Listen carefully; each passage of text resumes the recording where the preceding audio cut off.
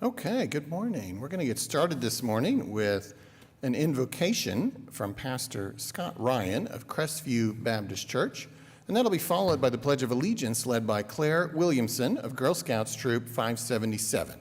Please stand.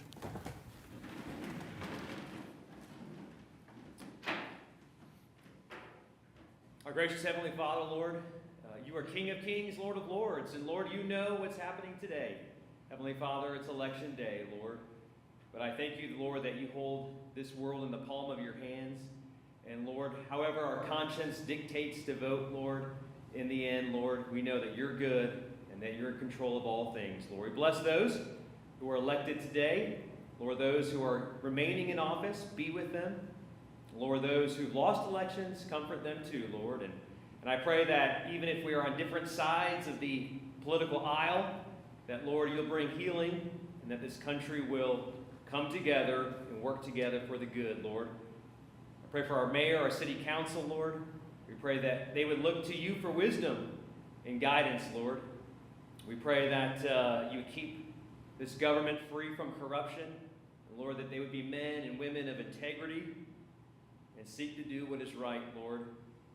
Heavenly Father, we thank you for Christ and his way to bring us back to you through his sacrifice and through his resurrection, Lord, that we have the abundant life and life eternal, Lord.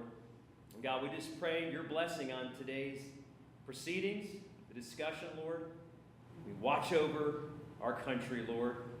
And again, Lord, bring your healing and your love. God, you say every tribe, tongue, and nation will be around your throne. And so, Lord, bring us together. It's in Jesus' name we pray. Amen.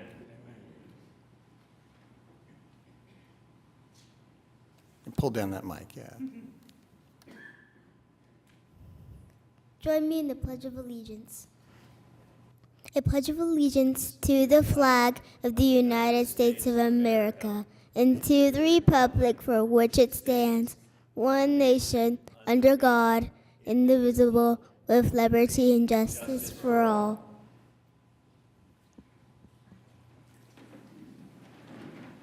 All right, thank you, Pastor Ryan, and thank you, Claire.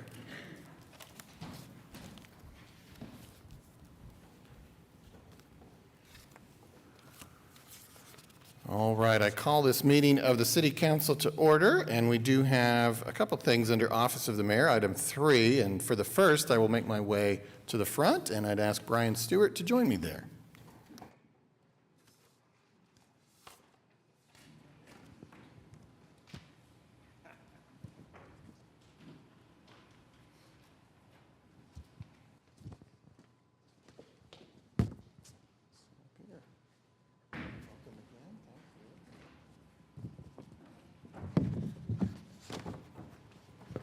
All right, well, Mr. Stewart is our Teacher of the Month, and we would like to learn a little bit more about you, so I'm going to ask the clerk to read this resolution.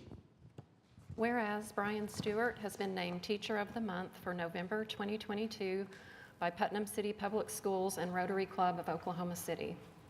And whereas Mr. Stewart graduated from Booker T. Washington High School in Tulsa, Oklahoma. And whereas Mr. Stewart continued his pursuit of higher education and received his bachelor's degree in industrial education and a master's degree in TESL bilingual education from the University of Central Oklahoma. And whereas Mr. Stewart began his teaching career 31 years ago as a vocational instructor at Job Corps in Guthrie, Oklahoma for 3 years.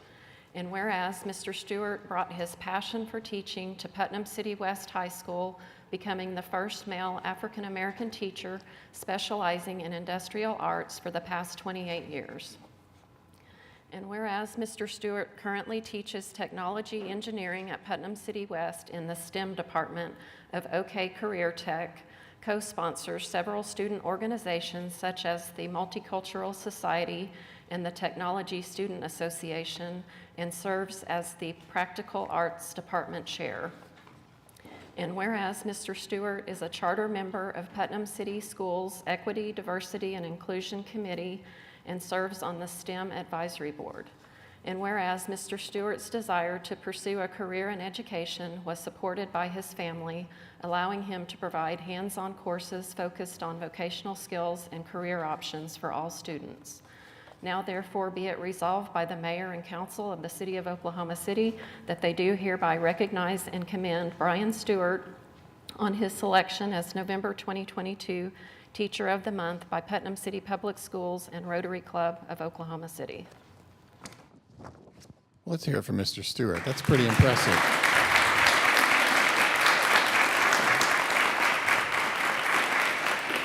Well, that's a great career, and obviously you're changing a lot of lives, and we sure appreciate you very much, and we're glad we could have the opportunity to honor you this morning.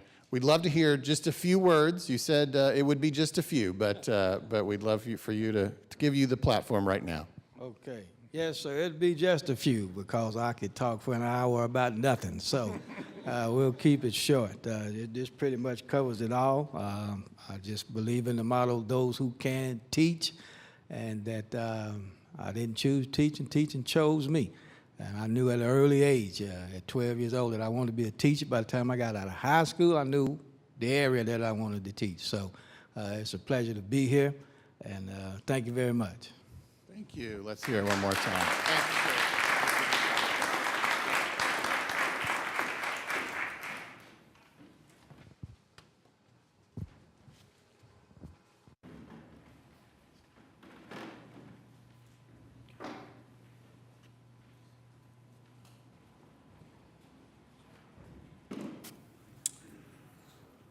Okay. The other item on Office of the Mayor is an appointment to... Oh, we didn't vote on it, and he left. I feel bad. All right. Well, yes, you're absolutely right. Let's pass that resolution. I knew something was wrong. Let's get a motion in a second on that. Cast your votes. Passes unanimously. All right. Now we are at item 3B, an appointment of Don Noble to serve as a member of the Board of Adjustment.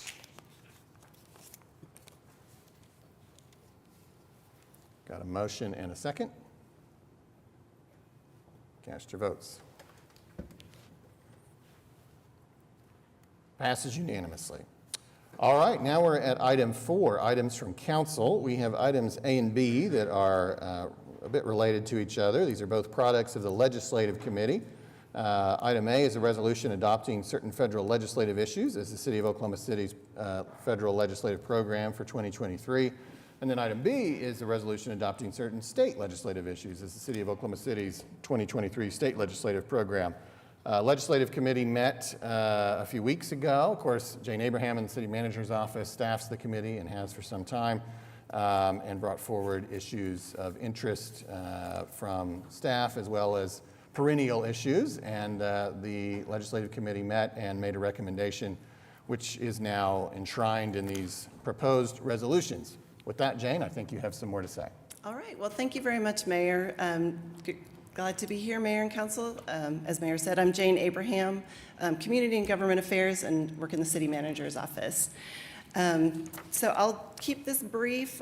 I just want to go over, first of all, the process that we use to bring legislative issues forward. We get asked that, from other parties, where do these issues come from? And really, they come from a need that staff will see throughout the departments, and so they're asked as far as are there items that they believe require a legislative fix, either at the state or federal level. Those requests then come into the city manager. We also can receive requests from city council members and from other groups. These items are then considered by the Council Legislative Committee, which is a subgroup of the city council, and then those recommendations are presented to you here today. All right, so first of all, I'll start with the federal issues since that's the order that they are in your agenda. And the federal legislative issues don't change very much from year to year. They tend to be fairly stable. As far as our priorities this year, we want to continue engagement in the current federal grant programs and the fiscal support for the community. This is a new item this year based on supply chain issues to pursue prioritization for government operations when supply chain challenges limit access to those supplies. The third item is to advocate to complement and enhance Oklahoma City's investment in transportation and transit. And this is where we a lot of times use our local dollars to use as a federal match, and we're able to enhance our transit system through competitive grant programs. And then also to advocate for our airport transportation infrastructure and for economic development and local grant CDBG programs. As far as our support items, these again don't really change much from year to year. I guess of interest, it may be the Amtrak passenger rail service. With the Infrastructure and Investment Act, there's actually a real possibility that this could happen, that we could have an extension of the Heartland Flyer north into Kansas, which has been a goal for some time for us to pursue. So we continue to work with the coalition in both Kansas and Texas to try to make that happen. And then, I won't read all these, you can read what they say. And then in terms of the things that we monitor, we want to retain the tax-free status of municipal bonds, enforcement and definitions of the Clean Air Act and EPA standards, which we are on the very edge of non-compliance. It's based on a 3-year rolling average, and your area cannot exceed, it's like 0.7 parts per million, 0.70, and we're right there. So we really want to try to encourage, to keep our pollution down so that we can stay in compliance with the Clean Air Act standards. And then also issues that affect water and wastewater are always kind of a perennial item that we monitor. So moving on to the state issues, these are just kind of the list of the things that we worked on last year that were accomplished. Kind of exciting, state level funding for transit was increased for the first time since 2006. Again, this was largely based on the federal money that had come into the state that enhanced that money for transit. And then we also clarified the statute governing public trust to make it consistent with the Competitive Bidding Act, cleaned up contradictory language regarding transported weapons, and we were able to amend the EMS response statute to address emergency service issues. We addressed concerns with water corporations, and then we also supported changes to the Landlord-Tenant Act, which took effect November 1st. And so moving on to priority issues for the coming year. Again, these don't change very much from year to year to maintain control, local control over local issues. And so that's to try to address some of the preemption items that come up at the state capitol.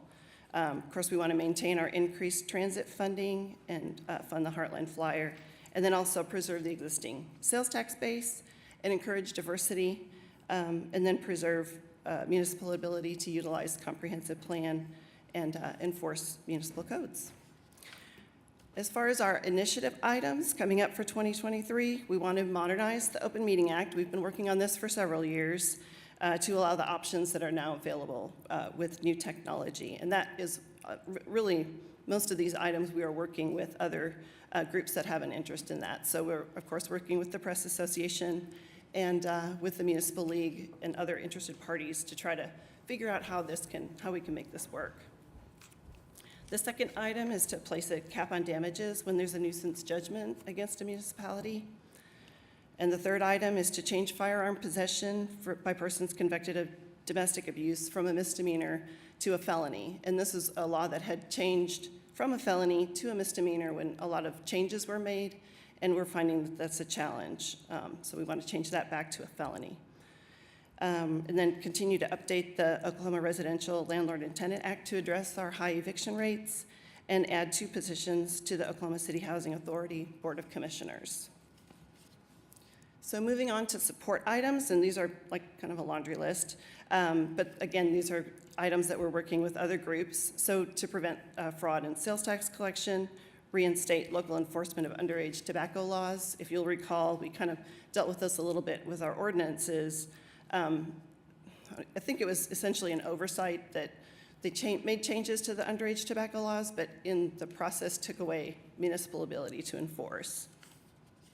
And then we also want to address mental health issues for first responders through effective local initiatives, support the lawful collection of sales tax on securitization of utility debt, retain tools for economic development. So these are, TIF, et cetera, that also tend to come up each legislative session. And something kind of new this year, the 911 Emergency Management Group is looking at trying to simplify the 911 fees that are spread in different parts of the statute and make it more consistent. And then also, again, to maintain Clean Air Act attainment and consider and support legislation for boards and commissions should they bring something forward that they see that they need to address. In terms of our items to monitor, I won't read this. It's kind of a laundry list, and again, doesn't really change too much from year to year. Of course, water issues constantly an issue.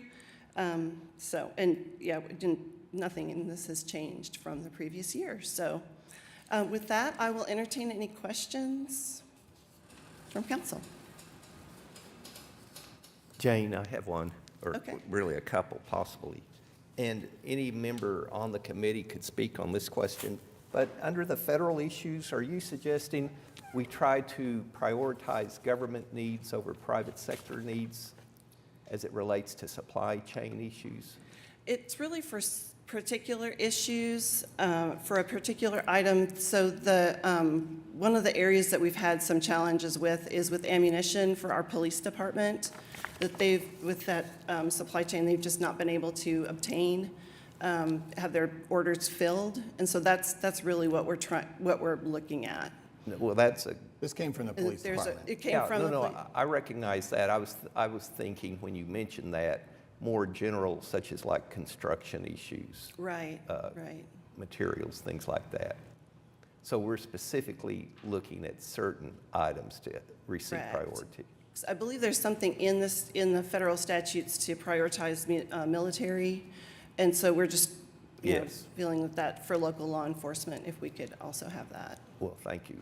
Next question. In terms of the level of pollution we have here in the city, do you know, is the major cause related to air pollution from vehicles, or do you know the answer to that question? I really do not know the answer to that, but I can find out. ACOG is sort of our point agency that deals with that, or organization that deals with that, and so we partner with them on all of the different sort of Clean Air Act compliance items. Well, I know we're trying to move towards a more robust public transportation system that would Right. deal with that. Now, this is really directed for the members of the council. A few weeks ago, we had an issue brought before us concerning, and Mark or Todd helped me out with this, roofing requirements. In particular, the eaves or the shingles or something like that. Ice damming. Yeah, so the issue that made it controversial, was it because our rules don't comply with the state rules on that particular issue? I don't think it was, there was a state law that had been passed, and then there was a letter that came to the city kind of trying to comment upon that, is the way I remember it. But I think the big controversy in my mind was Dr. Ramsayer, who's one of the leading engineers at the University of Oklahoma, said this was an unnecessary expense because of the climate zone we're in. And as a result of that, we were increasing the price of a house, which made it harder for affordable housing to be offered to the public. No, yeah, thank you for the explanation. So it was And one that of may our not have been a good efforts. explanation. Yeah, it's one of our efforts is try to get those in agreement with the state rules, or is it not a concern? Well, I don't think that any of that was caused by an act of the legislature. So that would be, so, this is the legislative agenda. That was all Building code? their state building code commission. The Building Code Commission, and what happened was we actually fell out of step with the State Building Code Commission. Okay, so one final comment, and it does relate to building code. Apparently, the state requires public water fountains in any size of businesses. And even when businesses have other means of offering water, such as bottled water, I think that should be something, to the extent that this committee can look into, to question that, especially coming out of COVID, where water fountains were never used during that time frame, to require new construction to include a public water fountain just didn't seem appropriate, especially when the business is offering other means of water, such as bottled water. Okay, yeah, I'm not familiar with that particular issue. Yeah, but that would it's- be something we could research. Yeah, thank Sure. you. That's it, thank you. Sure. Any other comments or questions for Jane? I have a couple, and I just want to clarify that the conversation that we had prior pertaining to ice damming, not one person mentioned affordable housing in that conversation. So as far as that is concerned, and that is true. No, not one person I recall said anything about particularly building for affordable housing. It was for them to not have those costs on their I'm costs sorry. for those homes. But as I finish what I had to say, my comments for our state legislative, is it possible for us to get what we had as far as last year's legislative issues put up? I would like for us to look at those in comparison to where we are this year.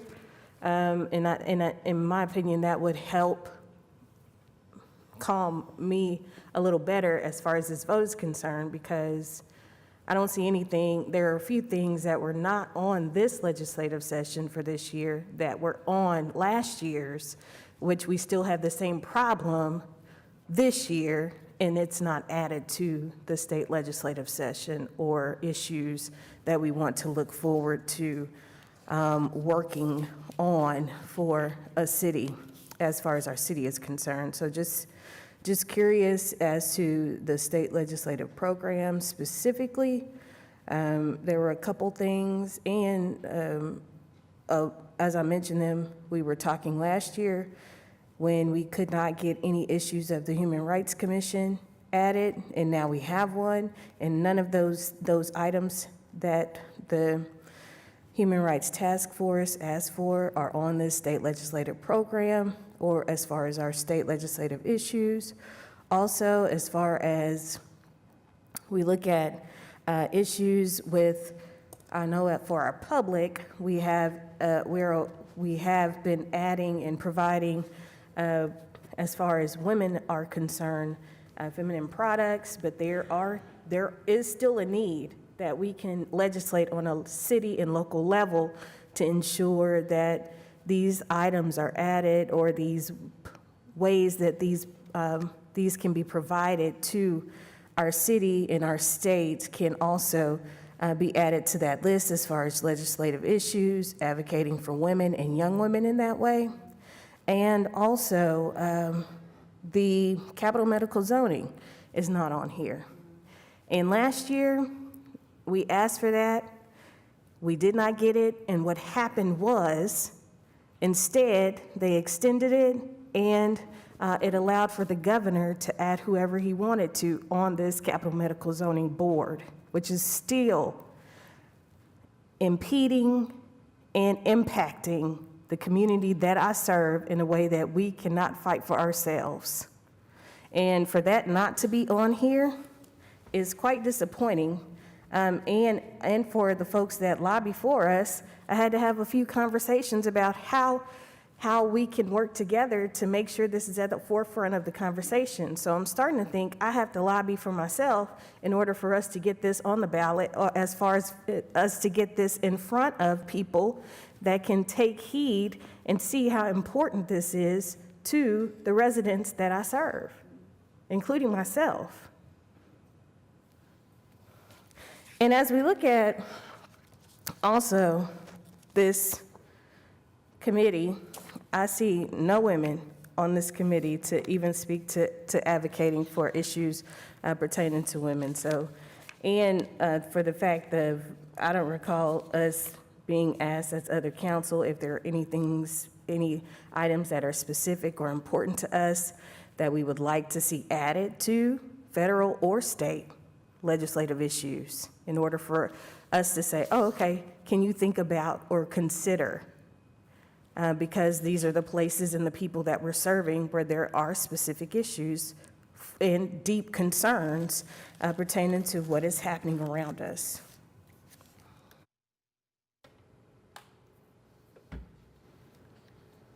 I don't know, some of those were process questions. Some of them were issues of what staff presented to us for consideration. I don't know, Jane, are you ready to dive in on that? There was a bunch of stuff. As far as so the boards and commissions, we have that as a support item where boards and commissions can vote to bring something forward to the legislative committee. That's the last item under, let's see, under the support issues. And so that if they were to, it just sort of spells out the process that a board or commission would use to bring an issue forward to the legislative committee that they would then consider and then bring to city council should they choose. And then as far as the, other items, it's sort of gathered over time. And so as far as process, but we can we can add that to our process. I mean, we Need to start ask that in the the summer council. in terms of asking the council specifically. We can do that, absolutely. We can add that. A lot of our initiative items, they're sort of geared toward process that our departments find, that they run across. And so we tend to be sort of focused in that direction, but we can definitely add that to our process in the future. And then the capital I was aware that, the bill that was passed last year, which is kind of one of the, as the board appointments that the governor is doing, they're trying to sort of streamline that process.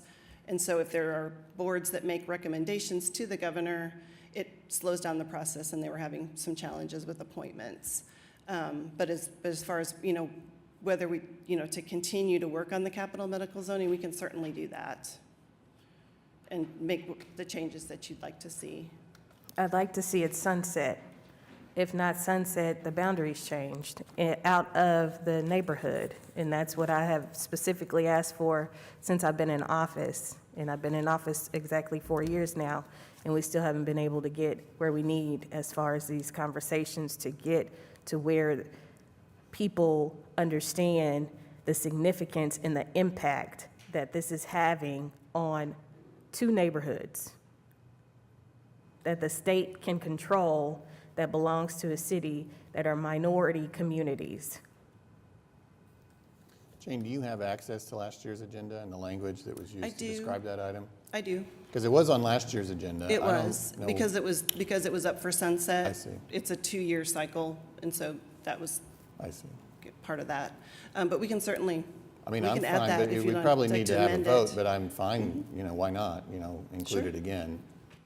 Doesn't mean it's going to happen, right? But Right. at least Well, it means that it's on the list of Very things that. complex, from what I understand, Right, yeah. right. Well, it continues the conversation, and that's what, I don't want the conversation to stop. And as long as this is continued on our state legislative issues, it means it's important to us. And as long as it's important to us, that means the conversation can continue. So for me not to see it on here, whether it's the sunset or not, a 2-year term for it or conversation, to me still means that this is not important to us. And it is very important to me, and I would hope that as a city, we would be also in support of how our communities and neighborhoods are regulated, especially the ones that we can't regulate ourselves.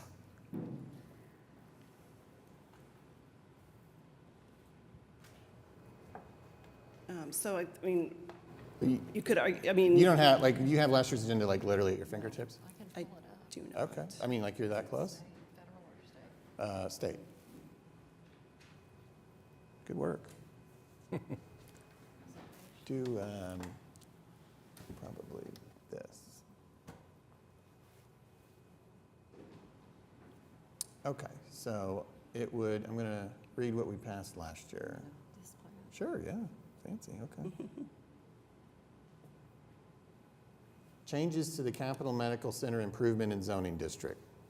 It's fairly broad and allows It a is, lot but as of, you allows a said, lot of to wiggle have the room there. So, yeah, I'm fine if Councilwoman Nice, if you want to move to add that as what it was last year. Well, it looks like you've changed the categories a little bit, but that would be a support issue.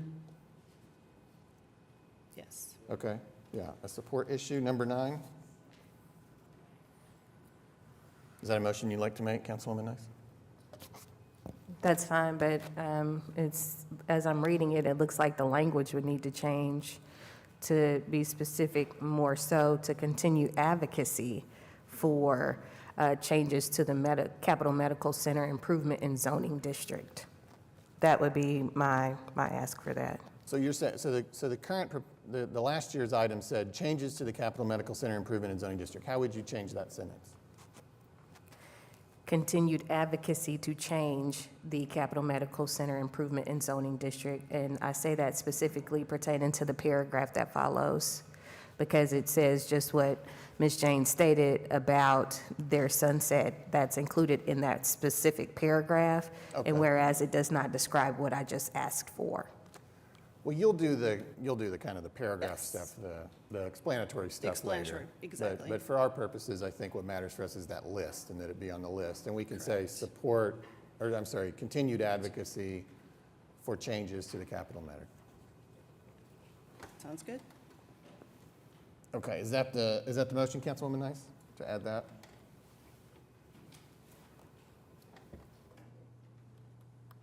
Okay, let's bring it up for vote. Before Oh, please, yes. we vote on that, two things. One is, I did talk quite a bit about affordable housing when we were talking about the roof thing, because all those costs, and I'm just reiterating what I said last time, continue to pile up together and roll down to the end user. So it is very important. That's something that we did heavily discuss. The other thing was, before we vote on this, could you talk to us a little bit about how the impact is on your neighborhood? Absolutely, I'd love to, and thank you for that question. The concern and issue, just as we as council members, and this has happened at least once, if you will recall, when the Brockway Center conversation came, I had no control over what could happen as far as our city. We could not determine what could happen with that particular building because it's set in capital medical zoning area. Also, there were a couple other things I had the community asking me about, a particular house that was a historic property that they did not want torn down. But there was nothing that I could do about it because it's set in capital medical zoning property in their jurisdiction for them to monitor and say what could and could not happen. And the unfortunate part about these things are, again, with their body that governs this particular area, no one lives in this particular community. They have committees that they do have, and they've just most recently been adding more of those community members, but the people that actually make those decisions, they do not live in this particular community. So my ask more so as far as that advocacy piece is, if we can't sunset it, let's move the boundary. Let's just put it straight up where the Capitol is, instead of actually governing the neighborhood, where my residents are looking to me for help, and I can't give them any, because they have to go to capital medical zoning in order for them to do what they need to do. And also with our Homeland corporate office, they were asking me about painting their building. They had to go to capital medical zoning in order for them to paint their own building to get permission to do that. So these are unfortunate circumstances that have had a direct impact on the people that I'm serving. And, you know, as far as the knowledge that I am understanding of how this even came about was because there was an elected official that had property in the neighborhood or in the area, and he wanted to protect it. And this person is no longer in office, and quite frankly, I'm not even sure if they're still even here, you know, as far as living. And again, those types of decisions have direct impact. And I have a strong neighborhood initiative that sits in the particular area that's capital medical zoning. And we have invested millions of dollars as a city, public and asking for private, and the community cannot control what's about to take place after we've put all that investment in there. And that scares me, and that should scare all of us pertaining to how strong neighborhood initiatives are supposed to empower these said neighborhoods, and they're still stronghold by these types of commissions. So that's my concern, and my neighbors have asked for these things. And the conversations I've been having with those state elected officials are still on the table. And it's going to take all of us at the table in order for these things to be brought and for the knowledge of understanding and empowering our community and our residents for them to move this forward. Because there's something that's coming up really soon that my neighbors do not want. And unfortunately, I'm not sure how we're going to fight that together. So I'm just asking for us to continue that advocacy as far as changing. If we aren't able to sunset it, how can we change the boundaries? Let's just get it out of the neighborhood and focus fully on where the Capitol is and going up Lincoln where we have commercial corridor and work towards just that commercial corridor. So those are the things I've asked for even last year for us to look at changing the boundaries, and we still could not get that done. Do you know if there was a bill introduced on that, or? What was the process last year? What happened? I think the only bill that dealt with the Capital Medical Zoning District was the sunset of the board. And so that was renewed. The board was renewed. And so our advocates, the Taylors, they worked to try to get Councilwoman Nice's views in the bill that was being adopted to renew it, but obviously that did not succeed. I think it seems like, I'm trying to remember kind of what, I think that conversations were started. It's complicated from a legislative standpoint because there's a lot of different areas of the statute that would have to be addressed, is what I understand. But I don't know if that's true for just the boundary. I don't think we were I don't think It's a hard issue, I get it. It is very difficult. I mean, this would take It's in like this three could eat different up a legislative sections. career trying to accomplish this. Yeah, I mean, I get it. Yeah. Okay, so we have potentially a motion in a second, but on this, we're still on the amendment. Is that what you want to talk about, Councilman Cooper? Yes or no? Okay. So we're just on the amendment right now, so let's move that forward, and if there's any other comment on that, speak up, but otherwise. You have a paper on the amendment? I really doubt that. You have a paper on this amendment. You wanted to speak on this amendment. All right, that's going to be your only comments on this entire council, items from council. Okay? All right. Michael Washington on the amendment. Well, gentlemen and ladies and gentlemen of this illustrious forum. 3520 Northwest 51st Street, Oklahoma City, Oklahoma 73 with a 112 on it. Boom, boom, boom. You must can tell I'm feeling good this morning. I came in on the back end of what is being expressed in here today. So really, I'm not privy to all the goings on, in and outs, and information that's being shared this morning. Seems like to me, though, I did pick up on a little something that's important to me. That is, my little ears twinkling. And that is having to get permission from our legislatures to conduct business within our inner city community fronts. I have a slight problem with that by itself. Again, I don't have all the information just yet. But when I hear something that ain't quite right, don't smell right to me, and I know not going to digest in my stomach, I intend to let it out. Legislators, you people here, first of all, are the city managers of our neighborhoods, communities, streets, per se. Now, the legislators are only supposed to pass laws to say what we can do or can't do, or how high we can jump, a stop sign or whatever. But how are they going to tell you what building you can paint on? Seems like they're overreaching now, stepping in bounds that they shouldn't be. Again, I don't have all the information. I don't like being slightly aware of things and not having full information on it. But let me tell y'all something. Why don't we march down on those people? Why don't we tell our legislators, look here, if y'all like being in next term, you listen to what we got to say. If not, we can certainly help you pack your bags and also have a U-Haul truck waiting on you.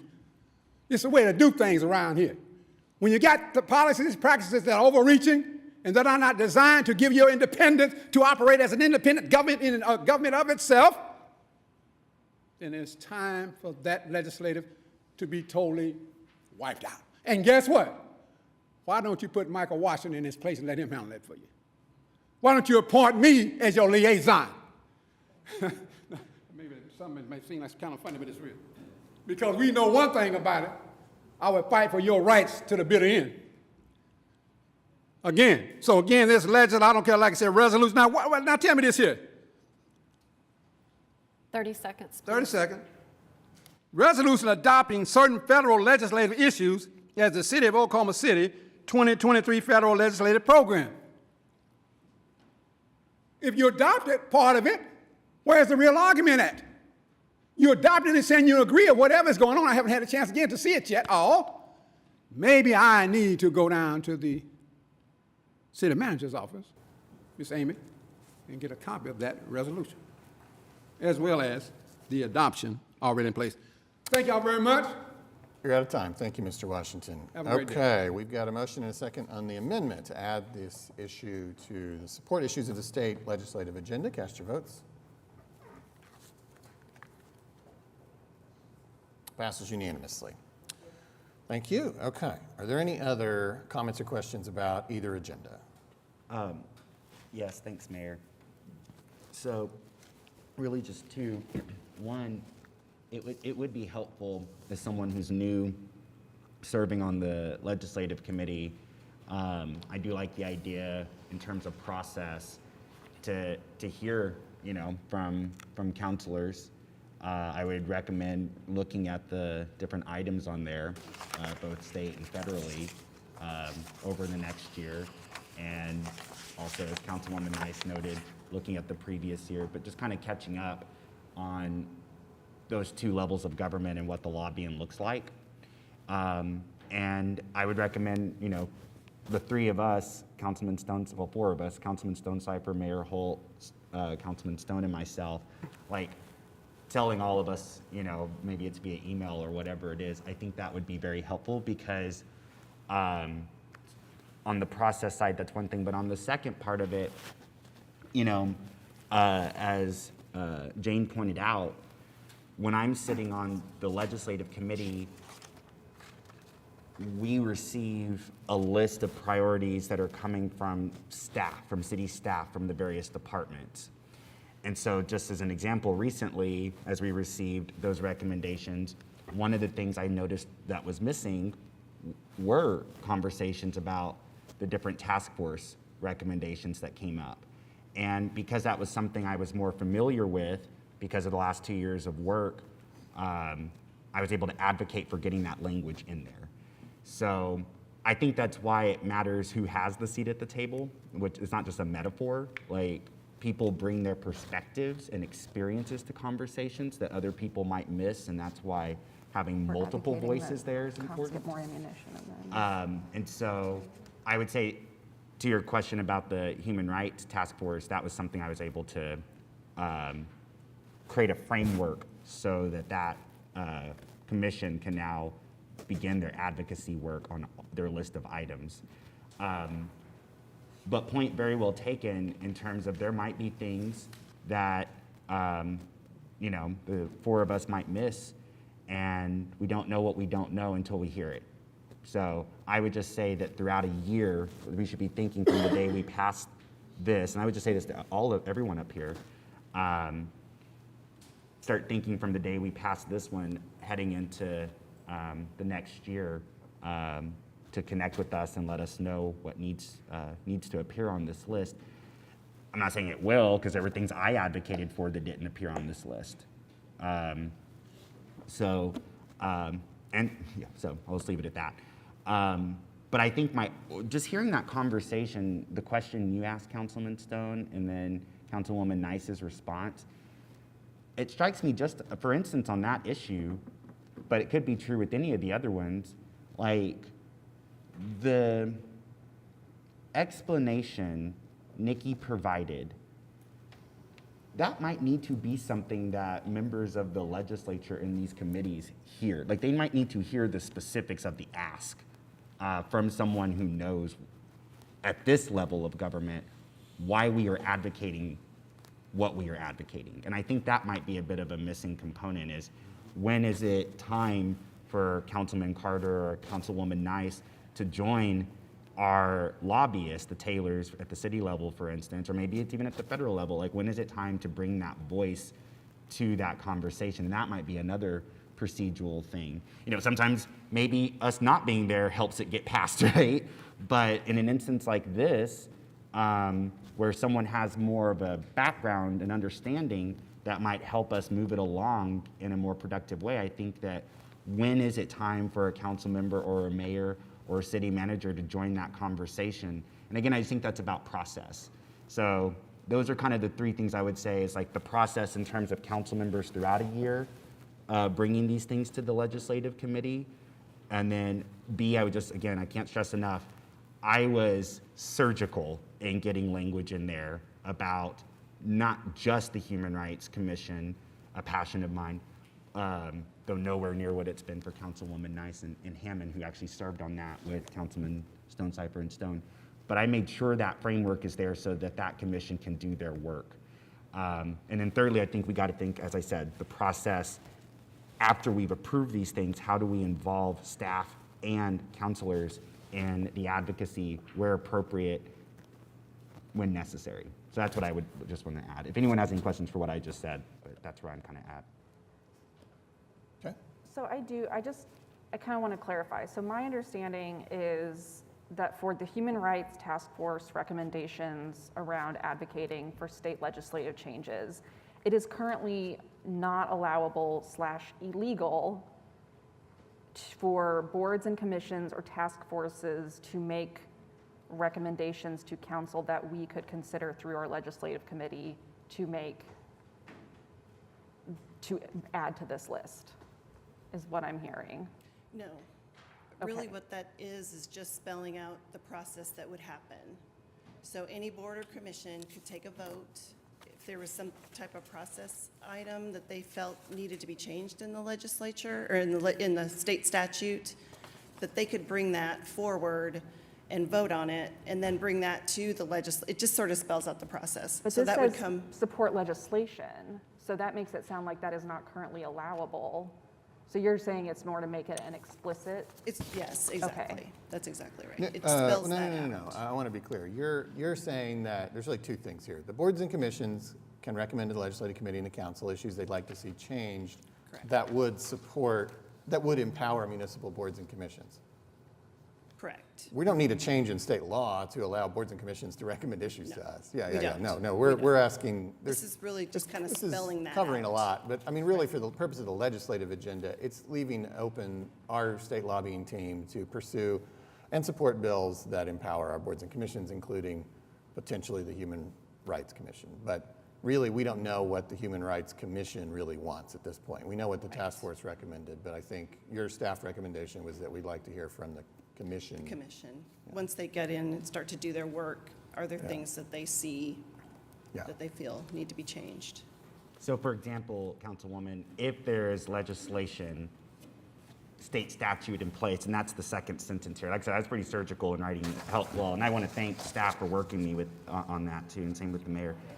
But this sentence where it says, if a majority of a specific board or commission votes to request statutory amendments to Oklahoma statutes, the board and commission may send the request in writing to the council, which is us, for consideration. And then it continues through that process where it's really empowering us to lobby on behalf of what any task force or commission is recommending, or board, that we need to change at the state level. Do you follow what I'm saying there? Not really. No, I guess I don't understand why we can't explicitly have added the things from the task force requested, because my recollection of that vote was we were recommending those things to council. And of course, it's not something that's on our, I was going to try to look it up on our portal here, but it wasn't part of those. The response I received, on that question, because I hear what you're saying, the response I received was, yes, that's what the task force had said. The commission now is in place, and the commission needs to have a say in what they want to pursue. That was the response I received. And Okay, I guess I just hope that that this process is also the way it happens for other task forces, and I don't, because I just feel like we had these asked last year when it was something we had just voted on, and we were like, oh, well, we have to wait, we need to actually pass the commission, et cetera. And it just kind of feels like this is an opportunity for delay of things that are actually really important and crucial. So I guess this helped. I appreciate the clarification, but I just am frustrated a little bit that, that it just feels like a delay tactic, and especially because it wasn't something, and I'm hesitate doing this a little bit because I feel like maybe it sets us back even further, but it concerns me that it wasn't, when I look at the legislative agenda committee, it wasn't included as something that the committee voted on to send. It looks like it was added after the meeting, and I'm not seeing an additional meeting in which this was discussed. So again, just as a transparency issue, and the fact that it wasn't even at the table in the conversation, to me is concerning, because again, like to Councilwoman Nice's point about what are our priorities, what conversations are we trying to move forward, and expressing as the city's priorities, apparently it's not really on the radar. So I guess that's just me expressing that concern. One other concern I have, and I don't really know what to do about it because I sort of understand it, but I do want to just state this, that I'm very frustrated with the rise in utility costs that we've been experiencing due to our winter storms and state legislation that was passed to securitize that debt and put it on the ratepayers for decades to come. And as I've been out in the community talking to people, I've talked to multiple elderly folks on fixed incomes that have expressed this is their number one concern, that they are struggling with their utility bills. And the fact that we're advocating to make it so that we can add sales tax to the utility debt, I understand the logic that is expressed here. I just want to express my concern and frustration with this process, and that, maybe this, again, maybe should have been something on our radar last year. It wasn't something that was on my radar, so I recognize I'm part of the problem here, but advocating including this kind of legislation to not put this kind of debt onto the ratepayers when so much of it was there was so much price gouging going on, and a lot of people made money that will be on the backs of us with very limited incomes over the next couple decades. So, and nothing really to do about it. I just wanted to make mention of it so that if anyone out there questions it, that I feel kind of like our hands are tied, but am very frustrated at kind of where this puts us as a city to try to fund our operations kind of on the backs of some really bad legislation that was passed. So. Well, I'd like to comment on that last point. I think we do have greater control over utility costs if we would no longer provide for an exclusive monopoly to OG&E to provide electricity. All we have to do is eliminate that rule, let competition come in, and you'll see prices go down. And they will be more reluctant to push forth greater increases like they have. All we have to do is just terminate that exclusive monopoly with OG&E. I will say it again, as I've said many times before, every time Councilman Greenwell says that, hear, hear. And that's a moment where I think that's why this is a nonpartisan body where we can agree on those sorts of things. I don't know where everyone else is, but I just want to always reiterate that. And let's not find out. We don't Let's need not to find get, out. Good point. We don't need to get into a philosophical Good point, discussion Mayor. today. But I do want to, there's two more things to Councilwoman Yes. Hammond's earlier question about transparency, and I think Jane would have to speak to the second part of it. But the first part is, I share Councilwoman Hammond's frustration about, and I'm not saying anything that staff didn't already hear from me, but I found myself frustrated that this item did not appear as a priority.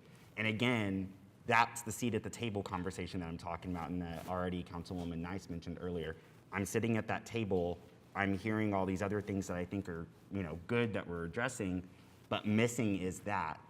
And so once I saw that it was missing, I was able to ask for, hey, we need to address this. Now, I didn't catch it actually till the next day, and immediately started contacting the city manager, Mayor Holt, that got me in a room with Jane, and we started working on crafting this language. So we crafted the priority and then this language right here.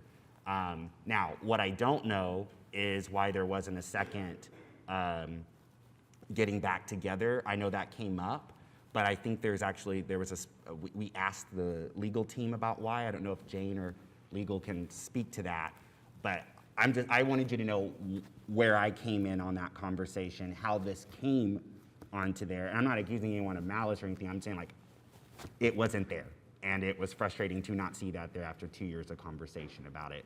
But I was able to get it. Is it the language that maybe I would have wanted? Not exactly, no, but I at least was able to get this framework there so they can move forward. So I don't know what Jane you might add to that. And Councilwoman, if you have any follow-up questions, feel free. No, I appreciate that. Yeah, it was really just in the interest of time, just trying to schedule the legislative committee again to just talk about that one item.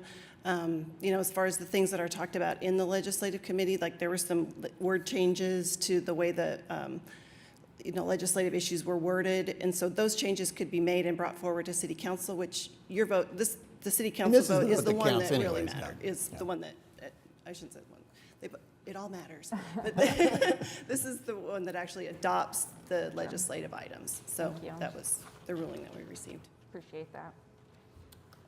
Okay, any other comments or questions on either the federal or state legislative agendas? You've already spoken on the item. You're out for this one. Sorry, Michael. All right, so we can take a motion, take them in order. Federal legislative issue is item 4A.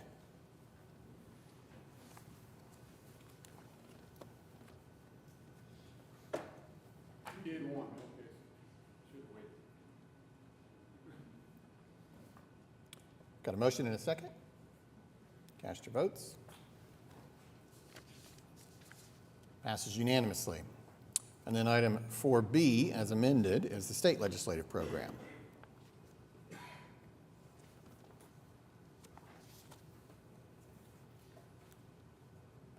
Got a motion and a second. Cast your votes. Passes unanimously. All right, now we're at item 5, city manager reports. And City Manager Craig Freeman is out of town, so we are blessed to have Assistant City Manager Laura Johnson with us today, and the floor is yours for city manager reports. Thank you, Mayor. This morning we do not have any presentations on city manager reports. There are reports in your package regarding council priority update, the first quarter FY23 report from the Convention and Visitors Bureau, which was, we did have a visit from Zach Craig at our last quarterly update, so he has given a recent presentation, the quarterly investment report, the interim financial report through September 30, and the hotel tax collections. Staff is available today if you have any questions regarding those reports. And we also have claims and payrolls. That's it. All right. Laura, I do have one question, not to extend this beyond. Pop quiz. Yeah. So in our projections, it says that pertaining to hotel and motel tax, it is higher by over 2% from the prior year, but it's 2% less than our projections. Do we prepare those estimates, or do we rely upon the Convention and Tourism Department of the Oklahoma City Chamber of Commerce to make those projections? Matt Boggs, our city treasurer, and Randall Lewis. Actually, Randall Lewis is here to talk about that particular item. Randall, did you hear the councilman's question about the estimates and how they're Yes. prepared? So the budget projections, budget works in tandem with the CVB to come up with those projections for the year. Okay. Joint responsibility. Yes. Thank you. Randall? Okay. Well, then we will move on. Thank you, Laura. No votes? No, just reports? Bringing them to your attention? But we will have a vote now on item 6, Journal of Council Proceedings. We have items A and B we can take with one motion.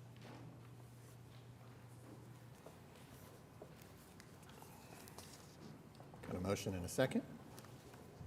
Cast your votes. Oh, passes unanimously. All right, item 7, request for uncontested continuances. We have item 11D is on the agenda here to be deferred. Do you have anything else? I do. I hope you'll bear with me as Okay. I read a long list of items that will be stricken from the unsecured structures and abandoned buildings. So, beginning on page 14, item 11K1A, 13124 Cedar Springs Road, strike for the owner has secured. B, 1532 North Classen Boulevard, strike, also secured. 3G, 311 Northwest 25th Street, strike, owner has secured. H, 704 Northwest 28th Street, strike, owner has secured. I, 1415 Northwest 34th Street, strike, owner secured. J, 5811 Northwest 34th Street. This is to re-notify for additional structures. This is listed as apartment building 3535 and apartment building 5811. Again, re-notify for additional structures. L, 3213 Northwest 39th Terrace, strike, the owner has secured. N, 2401 Southeast 59th Street, strike, re-notify for new owner. Q, 2812 Southwest 87th Street, strike, owner has secured. R, 200 Northwest 89th Street, strike, the owner has secured. Page 15, 11L1A, 13124 Cedar Springs Road, strike, owner secured. E, 311 Northwest 25th Street, strike, owner secured. F, 704 Northwest 28th Street, strike, owner has secured. G, 1415 Northwest 34th Street, owner secured. H, 5811 Northwest 34th Street, to re-notify for additional structures. Again, this is listed as apartment buildings 3535 and 5811. J, 3213 Northwest 39th Terrace, the owner has secured. K, 2401 Southeast 59th Street, strike, re-notify for new owner. M, 2812 Southwest 87th Street, strike, owner secured. And N, 200 Northwest 89th Street, strike, owner secured. And that is it, Mr. Mayor. All right, thank you. All right, we're back to item 8, revocable permits and events. We have A, resolution designating the following dates as free fishing days in Oklahoma City. The dates as listed here. No one has signed up to speak. So we could just, it's in every ward, so I think we'll just go ahead and take a motion in a second and cast your votes.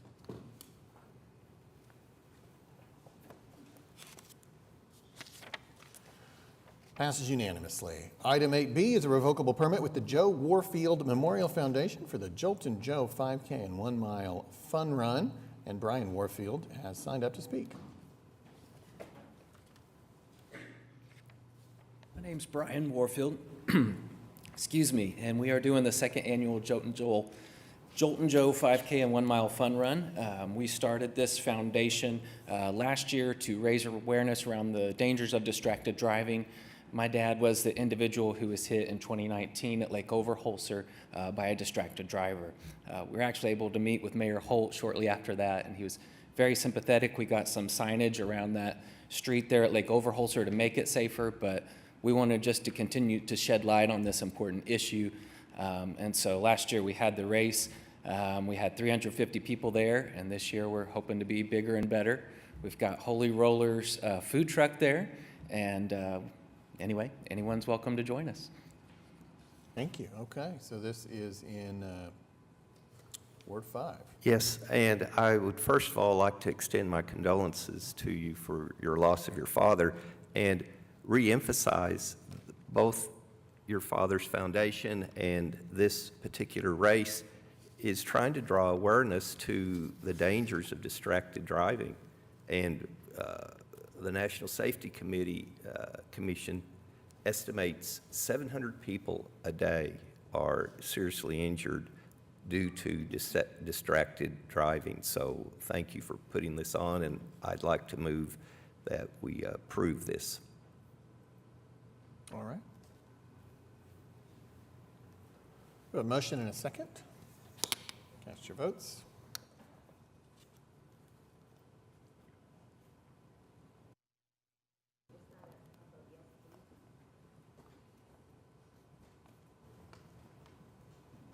Passes unanimously. Thanks. Have a great event.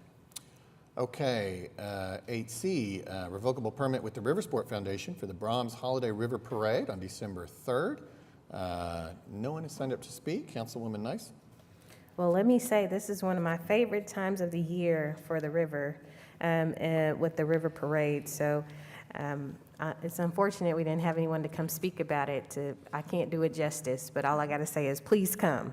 They have Santa on a boat, and they have elves flying in the sky, and you just have to come see that to believe it. So with that, I will move for approval. All right, we have a motion and a second. Cast your votes.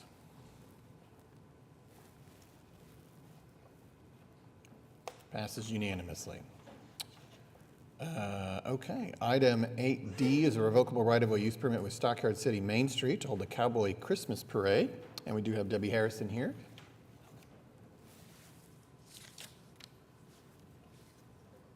Good morning, Mayor, Council. Thank you for a few minutes of your time. I know you're busy today. Well, I can't believe it's time, but it is. For the annual Cowboy Christmas Parade, we would like to hold the event on Saturday, December the 3rd, starting at 10 o'clock. The parade will start at the intersection of Exchange and Pennsylvania, go down east to Agnew, and then south to Southwest 15th Street. And of course, it's going to be one of the only 3 times a year that there will be a herd of longhorns running down Exchange. Not literally, just figuratively speaking. We also have a lot of equestrian groups, community organization, pageant royalty, and of course, Cowboy Santa. Following the parade, you can have your pictures made with Cowboy Santa at Stockyard's Central Event Center. We have a Made in Oklahoma market. There'll be live entertainment provided by Oklahoma Opry, food trucks, and just lots of fun. So would like for you to come out and see us Saturday, December 3rd. Thank you, Councilwoman Hammond. Yeah, it all sounds so fun. And I haven't been able to make it to this event, but I did come to the St. Patrick's parade, and it is really wild to see all those longhorns walking down the street and kiddos just like mesmerized by what they're seeing. So really excited to move for approval. All right, got a motion and a second. Cast your votes. Passes unanimously. Have a great event. Thank you. Thank you, Debbie.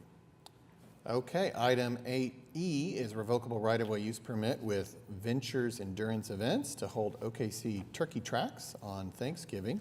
No one has signed up to speak, but you would like to? Just go ahead. For future reference, we got these out front, but go ahead and state your name and address at the podium. I'm Melissa Hodgson for Ventures Endurance and Motive. Address as far as where the event is on North 5th and Harvey. Don't worry about it. Yeah, that's fine. Go ahead. Okay. All right. This is our 12th year for the turkey tracks.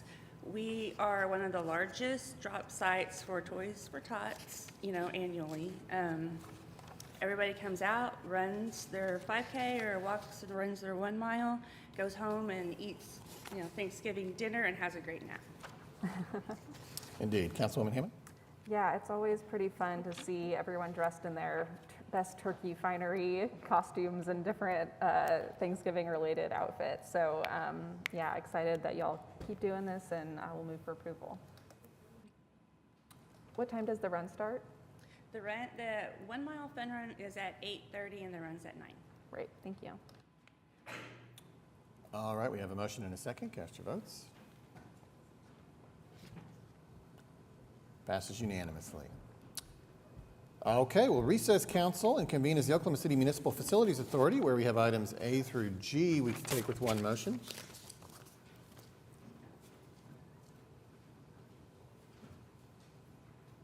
Got a motion and a second. Cast your votes.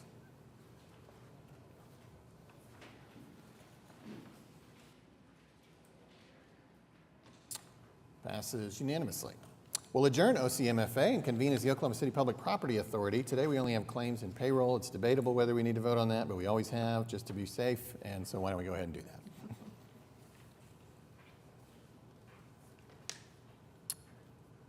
Motion and a second. Cast your votes. Passes unanimously. We'll adjourn OCPPA and reconvene as the council. We are now on page 3 of your printed agenda. Item 9, the consent docket. And we have 2 presentations, one for BP and one for CA and CB. Is there anything else that a council member wishes to pull out for a separate vote, or just a separate little Q&A or discussion? Yes, item AP, P as in Paul, and there was another. Item BZ and item BM. What was that last one? BM is in Mary. Okay. Maybe then, what was the one before that? I thought you said BZ, but now I'm questioning that. BZ is in zebra? Okay. Okay, anything else? Hearing none, we'll take them in order. And actually, the first thing in the order would be Joy Reardon has signed up to speak to make a general comment about the zoning cases that are being introduced today. Joy waves. Okay. Then we will move on to AP, as in Paul. Councilwoman Nice. Yes, I just wanted to mention this because we did defer it from last, and you're good, Ms. Debbie, thank you. We deferred this last council meeting, and the reason I asked for this to be deferred was because we were accepting, as far as the resurfacing project, I still had some streets that had not been maintained or fixed. So through this process, we have found that the streets that have been paved are my asphalt streets, and we're waiting for the concrete streets. So full project will still be completed. So I need to find, I can't remember exactly where this particular neighbor resides, but I will walk that street until I find her to let her know that her street has not been forgotten. And I drove again through the neighborhood to just get a better understanding of what we were talking about. So I appreciate you, Ms. Debbie, and I appreciate Mr. Winger for all of us being able to work together to understand what exactly was taking place. So just wanted to make mention of that because I was very concerned at our last meeting. Thank you. Thank you. Okay, we're going to back up real quick. We've had a resident sign up to speak on 9B, which is near the front of the consent docket. Michael Washington. Once again, my esteemed horseshoe, I'm going to call you my guest today. Because finally y'all get a chance to listen to me in a respectful manner. I don't believe that any monies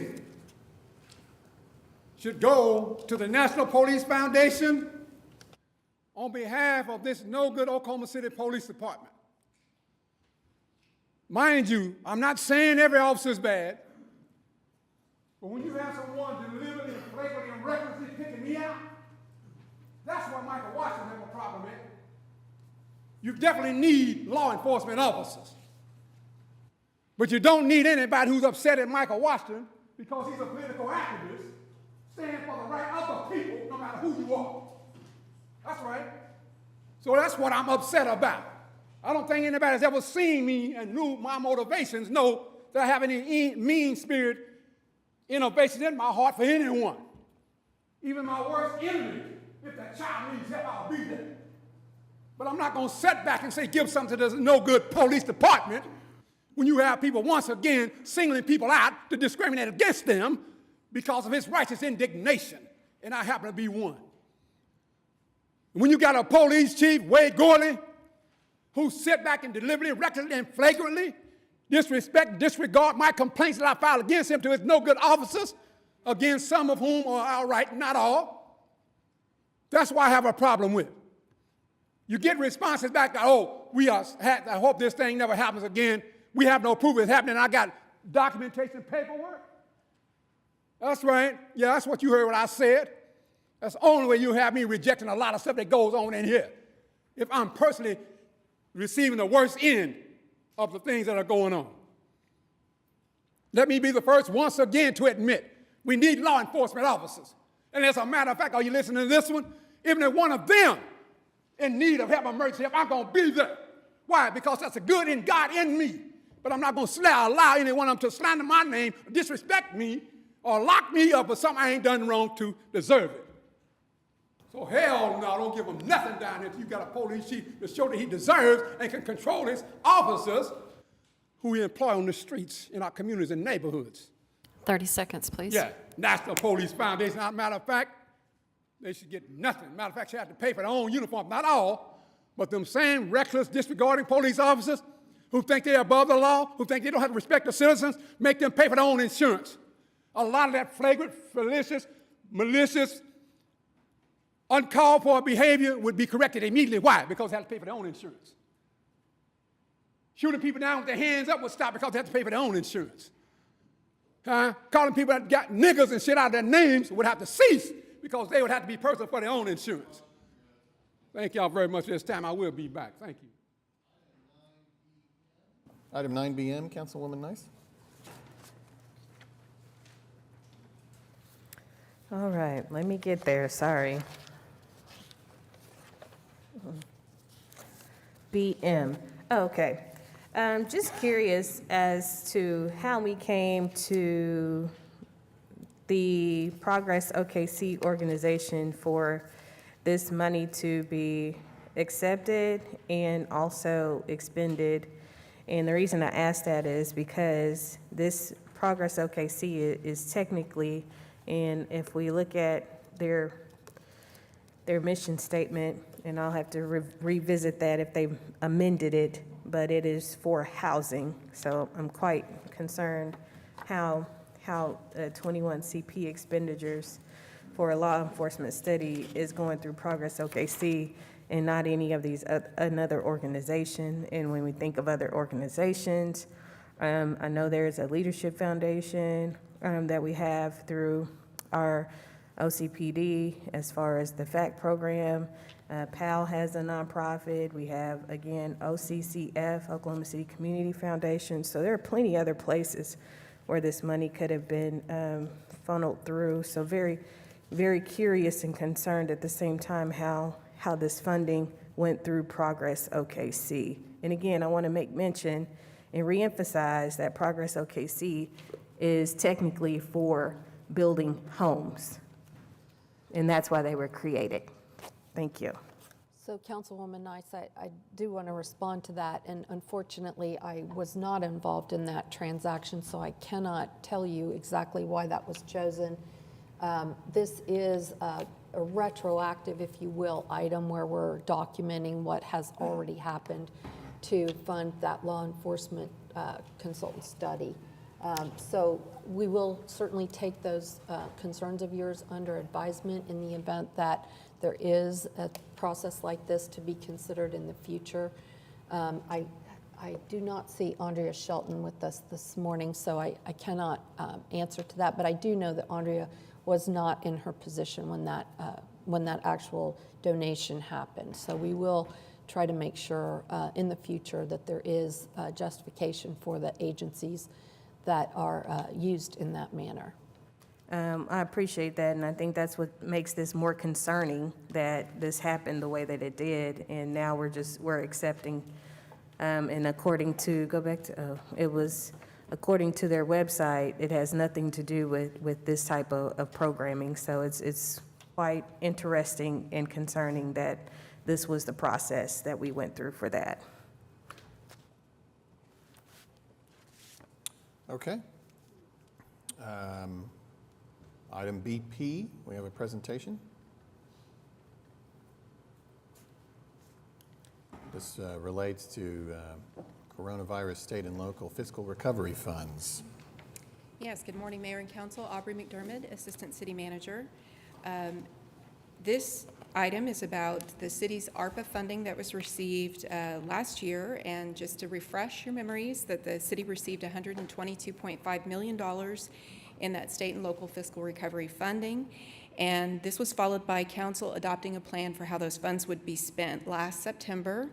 There were 3 categories that are federally authorized categories for the expenditure of those funds, and one of those categories allows cities to replace lost public sector revenues, and the amount that cities qualify for is based on a formula. So Oklahoma City qualified for those lost public sector revenues, so one of our categories is called revenue replacement category for ARPA. So this will be the 3rd time that we've brought forth a list of proposed projects, city restoration projects to fund through this category. Council allocated $78.5 million to this revenue replacement category, and it's to restore government projects, infrastructure, and services. So you might recall that city staff tried to help sort and prioritize the long list of needs, city services and projects based on criteria that ranked those projects. There were 14 different factors we looked at and sorted those projects by. Some of the criteria included things like whether or not those projects could be funded by other sources, if they were unfunded or urgent needs of the city, if they had public health and safety impacts, if they were critical infrastructure, and how much of the population was served or impacted. So the first group of projects, we had 12 projects that came forward that council approved last February. Those were the highest ranking projects on our list. That totaled a little over $15 million. Then we brought forward 2 additional projects in May, and this resolution will authorize the city to fund 4 additional projects that total $11 million. So those projects on the list are $2 million for fire station remodels to upgrade our aging facilities, $2 million for improvements at Wiley Post Park. This is the 2nd phase of improvements that helps update the busiest park in Oklahoma City. $2 million that goes towards investments in the Capitol View neighborhood, which is one of our strong neighborhoods initiatives areas, and $5 million to contribute toward a budget shortfall for the Fairgrounds Coliseum. So these projects total $11 million, and that leaves us a little bit of a balance left in our fund of $4 million that we would come back to council with future project proposals. And I'm happy to answer any questions. We also have other city staff here available if I can't answer your questions. I couldn't hear you. How many dollars will be left over after we do these About projects? 4 million? 4. Thank you. Okay. Thank you. you. All right, next up is BZ, Councilwoman Nice.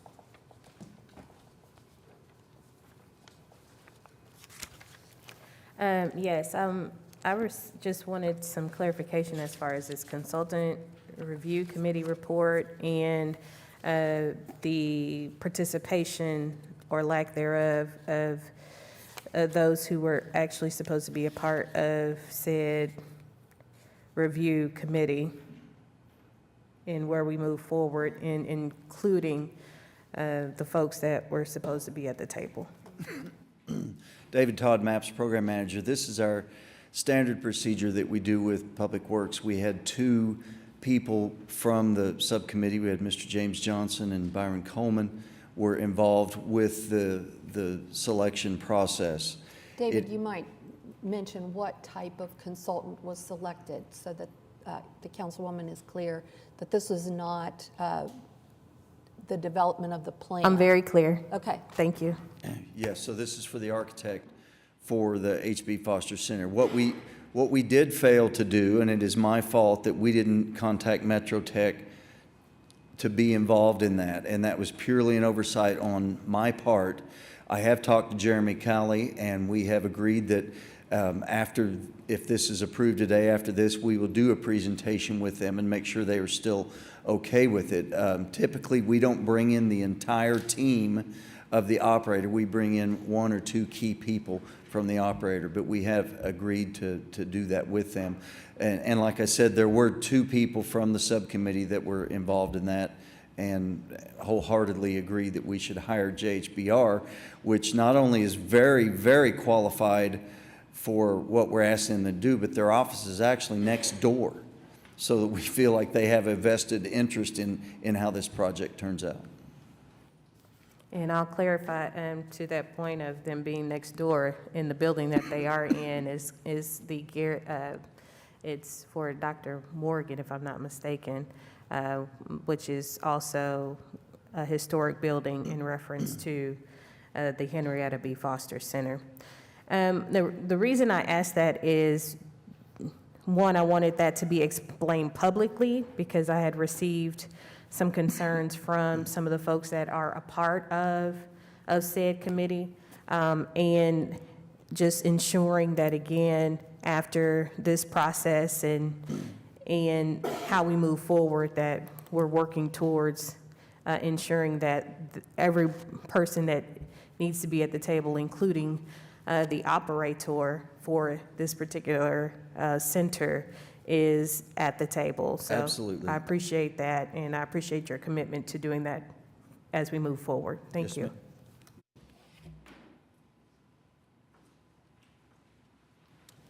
ma'am. Okay. Now we have item CA and CB, presentation. Speak on BC. She got a- You've already spoken on the consent docket. Now we have items CA and CB, presentation. I didn't speak on BC yet, man. I gave my paperwork here later than that. I have no paperwork for you anyway. I gave it to her, I don't know why she ain't brought it in there. It's online. But also, you've already spoken. There's only one vote on the consent docket, and you've already spoken on it. We're moving on, Mr. Washington. CA and CB. I'm sure we'll hear from you later. That's racist ass shit you pulled me. I spoke right there about BC. I ain't spoke on BC yet. We'll need to bring police in here if you don't. We have to move on with our business, and we're moving on to CA and CB. David? Item CA is a MAPS 3 item. That we have the luxury of having excess money in the trails projects, in the project itself, not with just the program. So we were able to do some additional trail work. So today we have preliminary report provided by Team Design, and Chris Russell is here to give you a summary of that preliminary report.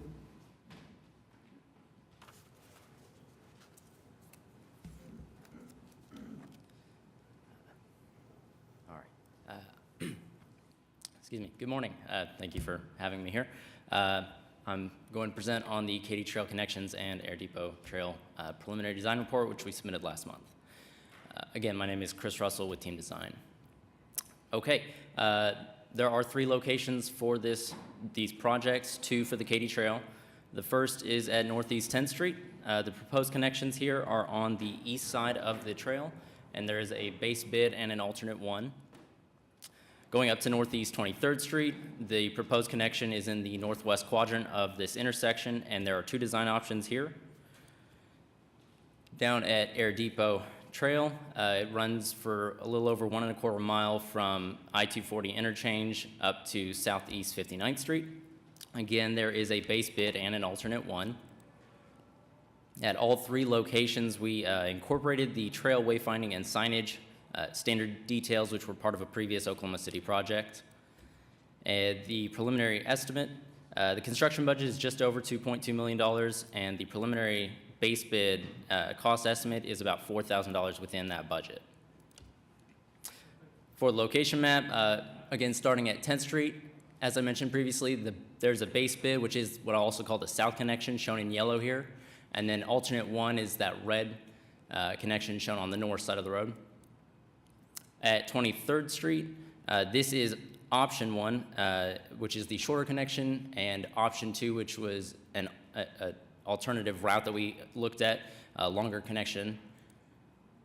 Then the Air Depot Trail, so to orient ourselves, north is to the right, and on the far left of the map, you'll see we're picking up the Tinker Draper Trail. Then the proposed trail crosses over to the west side of the road, continuing north, and it goes under the I-240 bridges and a BNSF bridge, which connects to the Tinker Air Force Base. The typical sections, there are 2. The top image here is for both Katy Trail connections, and the bottom one is for the Air Depot Trail. They are identical as far as the 12-foot wide paved trail, which is asphalt over some stabilized subgrade. The difference is for the Katy connections, there is a 1.5 foot wide concrete edging on either side of the paved trail.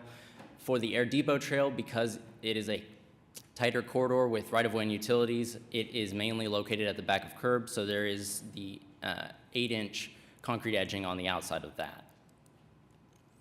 Okay, going into the design a little bit, starting with the base bid or that south connection.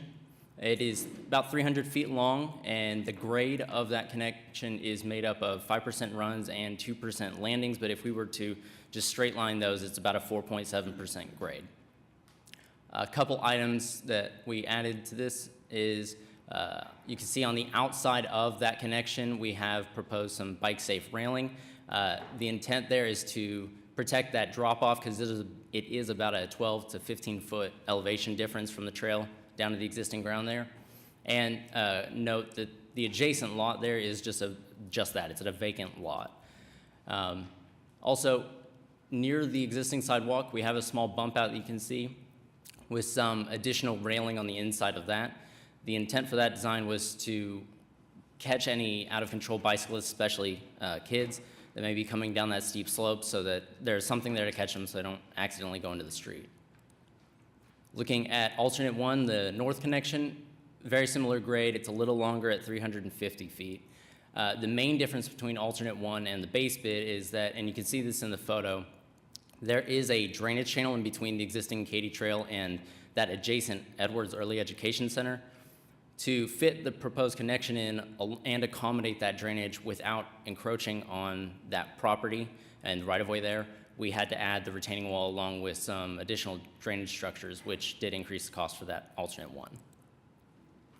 23rd Street, so the first option one is the shorter option again. Let me go. Can I go back? Sorry, I don't know how to go back now. Thank you. It's about 350 feet long. Near the road, there is a small retaining wall running parallel to 23rd Street. We have a small jog in the proposed connection that kind of tucks close to this wall to avoid impacting and trying to preserve an existing tree, which we'll see in another photo here in a minute. Down near the Katy Trail, there's another retaining wall on the west side of the trail. It's got two drainage structures, one here and another one just here. This option one connection is tying in between those two drainage structures, and the goal of option one was to have minimal impact to the existing site. And here is that proposed connection location. So option two, again, very similar, is nearly identical up at 23rd Street. The goal of option two was to tie in, to create an alternative that would go around the retaining wall instead of cutting through that existing retaining wall, and this is that proposed location where we'd be tying in. And here you can see that tree that we're preserving with that little jog at the beginning. One complication with option two is that because it runs parallel to the existing trail and the retaining wall there, it will cut through more of that vegetation and require a little more right-of-way. So for that purpose, and it's the cost, which I'll get to in a minute, option one is our recommendation. Back to the Air Depot Trail. So one of our goals was to minimize impacts to the existing traffic signal equipment, again, to keep costs within budget. So here, as I mentioned previously, this is the Tinker Draper Trail, which we're picking up, and this image is looking north. You can see the I-240 bridges in the background there. We would propose to use a similar retaining wall as this throughout the Air Depot Trail to ensure that the footprint stays smaller and, again, minimal impact. At the I-240 bridges, there's only about 12 feet between the existing bridge piers and the back of curb, so what we're proposing is to build out the trail a little wider, about 20 feet, and construct a retaining wall to support that 3-to-1 slope wall coming down from the bridges. Along with that, we'd add a concrete flume along the top of that wall to catch any water and sediment that's flowing down from the highway. Currently, that sediment is being deposited on the sidewalk, and so that would then get diverted to the adjacent ditches. And we would continue to work with ODOT. They're already aware of this trail and its proposal. Again, the trail primarily stays at the back of curb, given the utilities and right-of-way. And as you'll see throughout, there are some drives that we have proposed for reconstruction to make them ADA compliant for that 2% cross slope. Okay, so just south of Southeast 64th Street, we go over a double 10x4 bridge box. The trail, the 12-foot wide trail, will fit between the back of curb and that structure's head wall, but to protect that drop-off for the bridge box, we propose adding additional hand railing along the top of the structure. And then just north of Southeast 64th Street, we tie the trail into the existing 6-foot sidewalk for about 700 feet. The purpose of that is to, again, minimal impact. Here we have a signalized intersection in a crowded corridor and for the Amazon Warehouse Drive. And then a few hundred feet north of that, this is the existing sidewalk and retaining wall under the BNSF bridge, which we would want to maintain. And this would be a similar design to what we'd actually have back at the I-240 bridges. North of the BNSF bridge, the terrain levels out, and so there's not much to comment here. And then we tie in at the on-street bike lane along Southeast 59th Street with some reconstruction of that pedestrian refuge island. Okay, for the estimate, so again, starting at 10th Street, the base bid is $281,000. That alternate one on the north side is about double that due to the retaining wall and drainage structures. At Northeast 23rd Street, the option one, that shorter option, is $242,000, and option two is about $100,000 more than that. For the Air Depot Trail, mainly due to its length, it is just under $1.7 million and for the base bid. Alternate one captures all of the trail wayfinding signage and the continental striping for unsignalized crosswalks. That was separated out and is just under $50,000. And yeah, here is the summary of all those costs. Again, the preliminary base bid options and option one at Northeast 23rd Street are within the program construction budget. So with that, if you have any questions. I just have a couple, and thank you for the presentation. And that gives some clarity to some of those connections that we have been trying to figure out how to connect as far as the Katy Trail is concerned. A few things one thing that I specifically heard you say as far as the Air Depot Trail was the mention of ADA. So I just want to ensure, as far as the Katy Trail connections, I don't, correct me if I'm wrong, I didn't hear specifically ADA, but I want to make sure that lens is still where we are as far as this connection is concerned, because I know a lot of people rely on alternate routes in ways that we navigate through specific areas of our community and neighborhoods. And these specific connections are definitely ways that my seniors, and I think of especially my seniors and those who don't feel as safe on sidewalks could be able to navigate through these said trails. So I just want to make sure, and even as I look through some of those alternates in the bidding as far as the pricing, specific line items, I did not see that, but I could be wrong because it went kind of fast. Yes, so I just wanted to make sure that was part of this conversation. Yes, both the Katy Trail connections are ADA compliant with their current design, so that longitudinal grade is less than 5%, so that is compliant. The less than a 2% cross slope for those connections. So they are. I only point out the Air Depot because of the reconstruction of certain drives. As far as the line items, yes, I did go through that quickly, but there are line items for the proposed construction of each of the trails and those connections. Did that answer your question? That's good, thank you. And if there's a way to receive this presentation just so I can look at it a little deeper, I would love to be able to do that. Sure. Thank you. Sure, we can get that to you. Thank you. I just have a quick question on the South Air Depot Trail. Did we do any kind of a notification there with Tinker Air Force Base? No, we have not reached out to the Tinker Air Force Base because we are not on the right side the east side of the road. And specifically, we moved to the west side of the road, minimal impact, and some other additional reasons we looked at in the early stages of the design. I was just thinking in terms of any future plans they may have for that gate that sits right there at 59th and Air Depot. Yeah, okay, yes, sir. Be really nice if they do have any changes coming there for them to potentially incorporate something that helps feed into that trail. Absolutely. So, yeah, thanks. as we move forward, we can have that discussion. Great, thank you. May I ask, and it could just be because I'm a very visual learner. So I saw this presentation sitting as the council member on the MAPS 3 Citizens Advisory Board, and I'm looking at it again. It felt like I was having to use my imagination a lot to understand what I was looking at. Like, your presentation is fine in terms of what you're saying. It's just that I'm having to visualize it. I'm trying to will it into existence in my mind. And I guess I have kind of two things there. One is, when will we, as council and the MAPS 3 folk, get to see more of like a preliminary rendering of some of these proposals? Councilman, so typically we don't do renderings on projects like this because it's just a flat surface that, is sidewalks and trails. We do renderings for buildings and things like that. We can try and do a little, well, as you see his final drawings come around, we'll try and lead you through a little better, but we don't typically do renderings for these.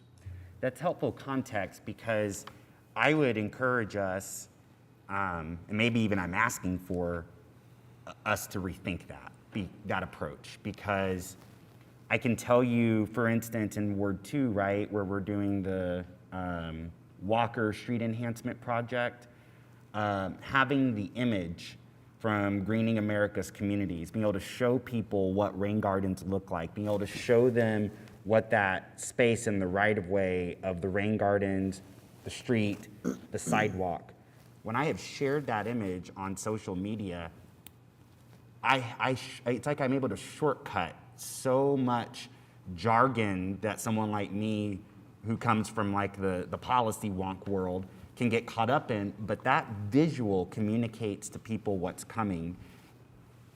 And I think I would just say that it's more than just a sidewalk and a trail, and you know that. You already know that, David, and so I'm not picking on you there, but I think when people see it and they see like under that bridge, when they see Air Depot, I just think that will mean a lot, and it'll help them understand what we're doing. And it's not just this project. I know when Public Works presented to Councilwoman Hammond and me the upcoming street enhancement project for Classen from Sheridan to 16th Street, it was a very similar sort of presentation with the drawings there on the side. And I just think that someone following at home, and I know for a fact when I've shown people the Classen stuff, I have to point them to like the drawings that are there, and most of us just don't have that engineering background. We don't have the language. So I'm just saying that we might need to think about an extra step here. So on the projects you're talking about, we will do renderings for those kind, but this is pretty much just a plain old sidewalk just going down a slope, so we didn't think it was a good use of money. If we need to sketch something out, we can certainly do that. It would be my recommendation. I just can't stress to you all enough how important it was for Ward 2 people to see just something. It might sound like a simple thing, a sidewalk, but what they saw that's coming to Walker Avenue has like 300 Instagram likes every time I post it. There is an interest in that. They want to see that. They want to know that we're moving in that direction. Sure. So thank you for that consideration. Do it for the gram, I believe, is what he was. I mean, kind of though. I mean, that's where people are getting their information, and they need to see where our taxpayer dollars are going. It's fine, Mayor. It's always for the gram, Mayor. Always for the gram. They are. Okay, any other comments or questions on these items? Oh, we're not done yet? Okay, go ahead, sorry. So now moving on to MAPS 4, one of the projects we have is upgrading bus stops. And Ryan Fairsheets is here with Kimley Horn to talk about the Phase 1. Now, this is just part of the bus stop improvements.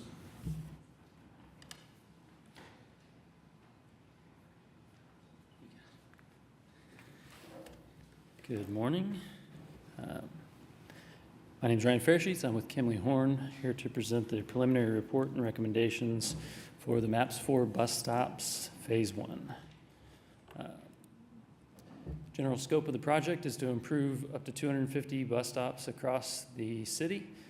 Currently, there are only 200 of the 1,400 that have the improvements that we'll be recommending, which would be installing shelters, benches, solar lighting, as well as ADA and PROAG compliant paths and sidewalks. The project budget, as amended in October and approved by the council, is just over $4.3 million. Not Instagram worthy, but a couple of visual examples of what types of improvements. It is. And Councilman Carter just said it. Thank you. Yes, this is what people need to see. They need to see this. That's right. Okay, I nerded out, but that's true. So these are just a couple of existing examples of the types of improvements that'll be provided, primarily focusing on the shelters and the other above ground structures. This is just a small sample of the data we're collecting on each of the 250 bus stops.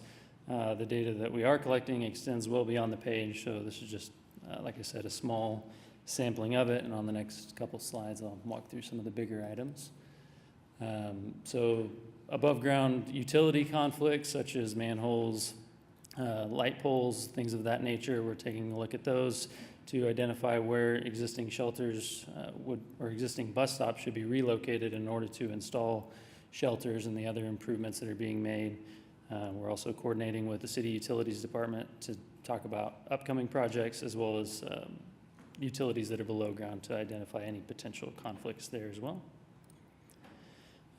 These are items that are particularly driven by the operator, Embark. They have requirements as far as bus stops being located on the near side or the far side of intersections, as well as their proximity to what they call sister stops, which are for the convenience of the users that are making round trips and being able to not have to travel far between where they get on and where they get off. As far as the near side and the far side, that has more to do with traffic operations and the preference that the buses stop on the past the stoplights. One of the engineering considerations has to do with site distance, and this is governed by AASHTO, where when we install a bus shelter at some of the existing locations, the proximity to driveways is a little too close, where it would impede the visual field of a driver exiting that particular driveway. And so in these instances, we would be looking to relocate stops either up and down the street, or in some cases, just setting it back from the sidewalk in order to enable the site distance. We put together a basic cost, what we call a basic cost per stop, and this is if we were to at an existing location, simply remove what's there and put in the standard shelter pad, which is a 12 by 25 concrete sidewalk, essentially. The shelter and trash can and the lighting and all of that with some minimal construction considerations and demolition, and then just a simple connection to the existing sidewalk. The average cost would be about $18,000.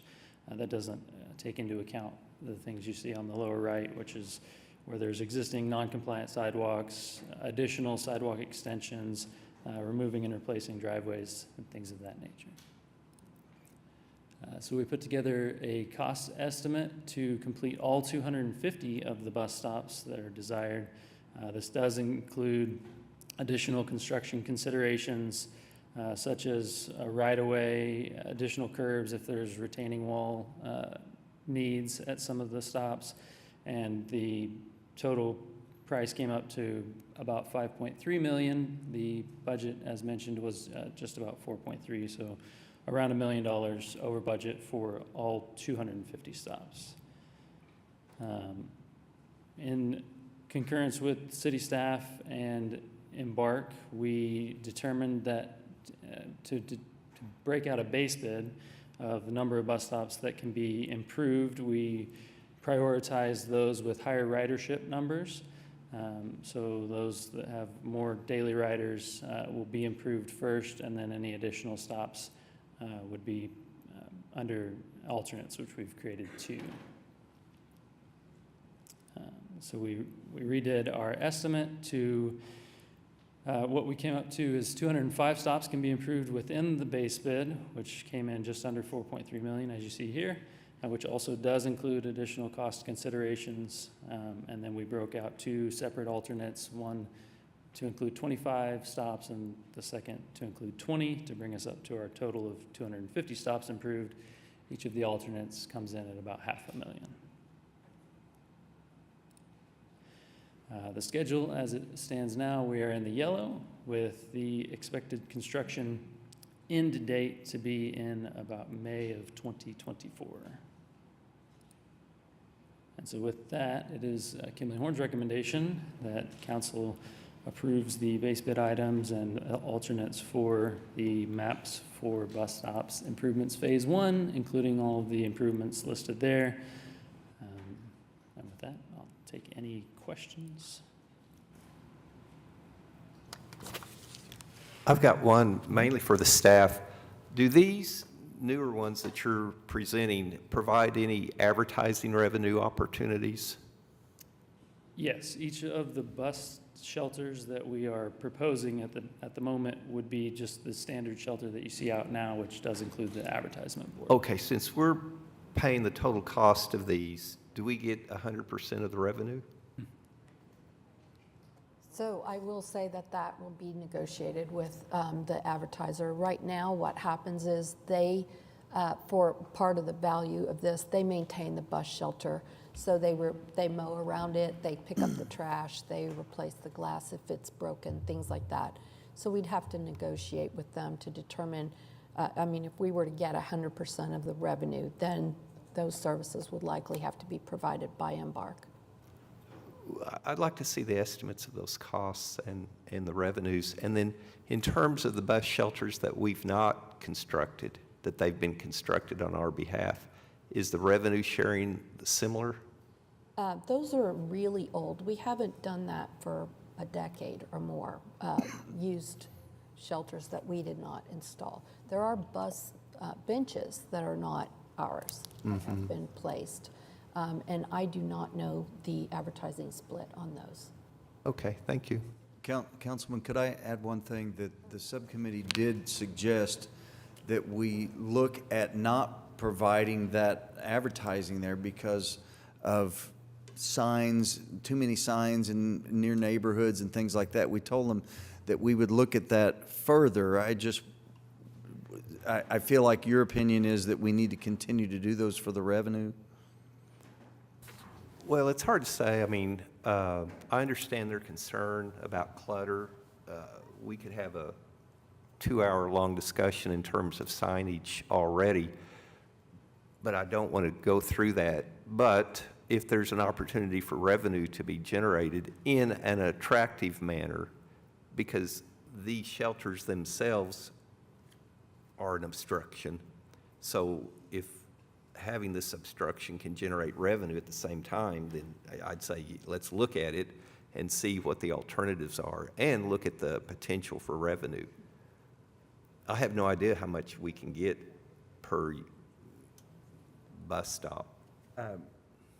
Councilman, I'm really glad you're asking for the specific numbers because, and I'm glad, thank you, Director Todd, for bringing up that subcommittee meeting. So not just sitting on the MAPS 3 Citizens Advisory Board, but I'm also on Part 4. Yeah.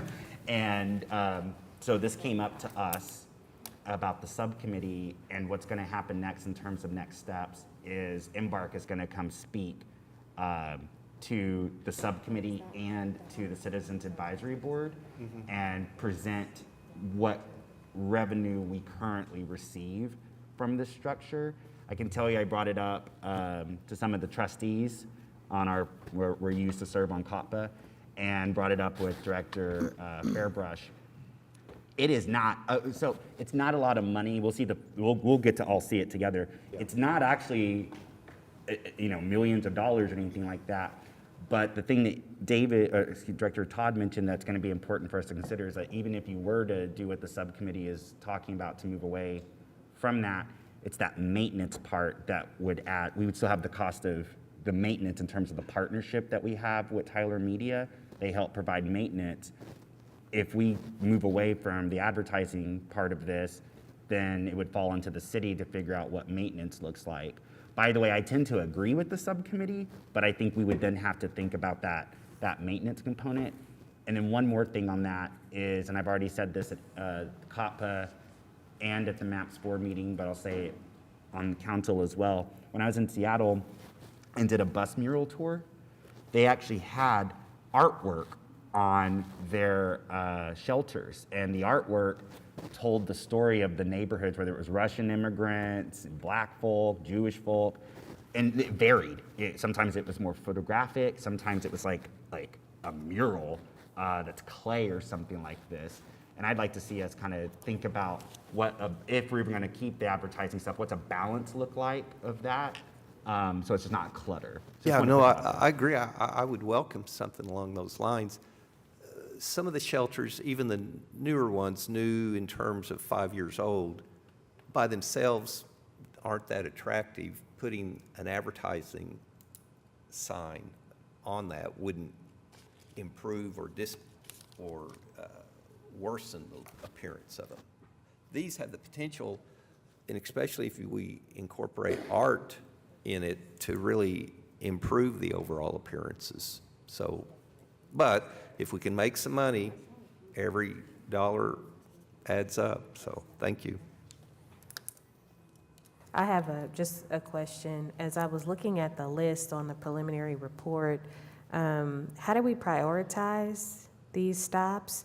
And the reason I ask is because I have a specific route that has gained ridership within the last area. I just see one though.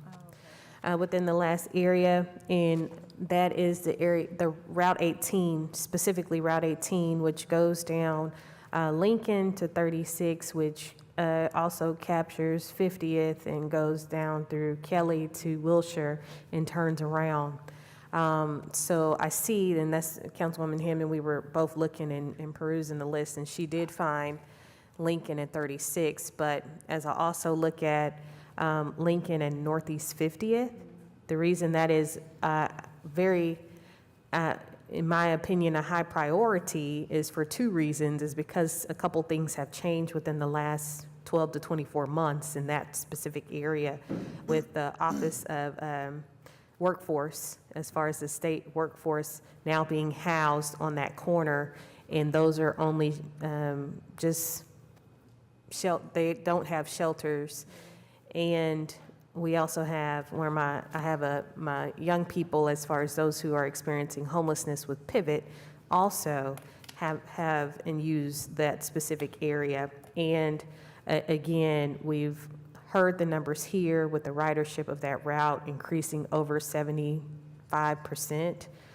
just from that grocery store being opened on that area. So I only see one of those stops, so I'm just curious the priority and how and when these bus stops were looked at or those numbers pooled before we decided to prioritize certain stops. So, Councilwoman, we used numbers that Embark provided us based on their ridership. The good news is there is a phase 2 that we can reevaluate and look at those very things that you're talking about in phase 2. Hopefully another 200 to 250 stops, and that will be one of our goals, is to look and see what things have changed since then. So we will certainly look at what you're talking about. Okay, and I appreciate that. And as you were talking, it made me think, pertaining to the stop on 36 in Lincoln, when that store was constructed, we were able to get a brand-new bus stop. So I guess and it's sheltered, so I guess, in my opinion, if we look at that same area, it's already been provided. So what are we doing, if that makes sense to ask as far as that question is concerned? What improvements are needed if it's already a brand-new bus stop that has been placed there within the last year? So it's a moving target with stuff like this. So Ryan will go back out and make sure that as they provide their final plans that we aren't duplicating something or we haven't missed something. But as we're doing these plans, like you said, the building was built and stuff's provided. So we'll double check all of our things. Thank you. Yeah, I guess, do we know when those ridership numbers from Embark were pulled, like from what period they were looking at? Do you know that?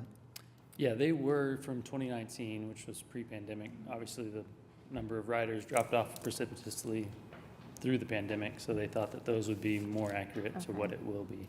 Obviously, development changes things, Sure. but we assess as we go along.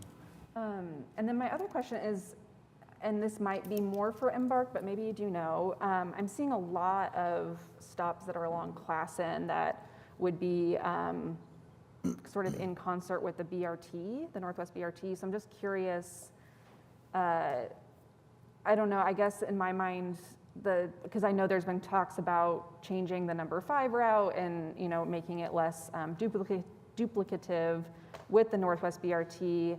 And my understanding was even that we might be the starting point for the number 5 route that would currently be along Classen. And I see 22nd, 13th, 16th, 18th, I'm seeing that all the way through here because it is a really highly utilized route in that 2019.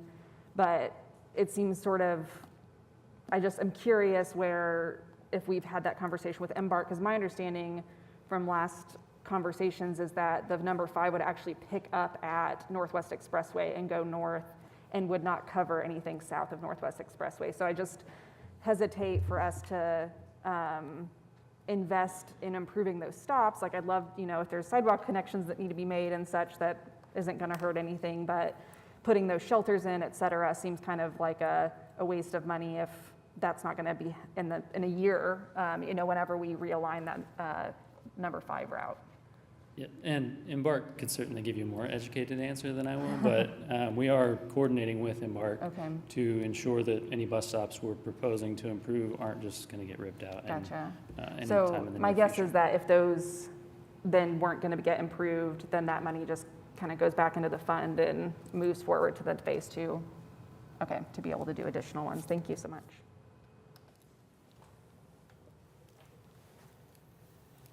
Okay, any other comments or questions on this item? Thank you. Thank you.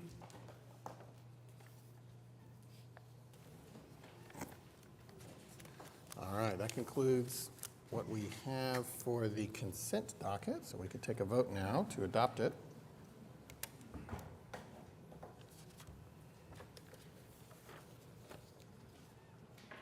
Got a motion and a second. Cast your votes.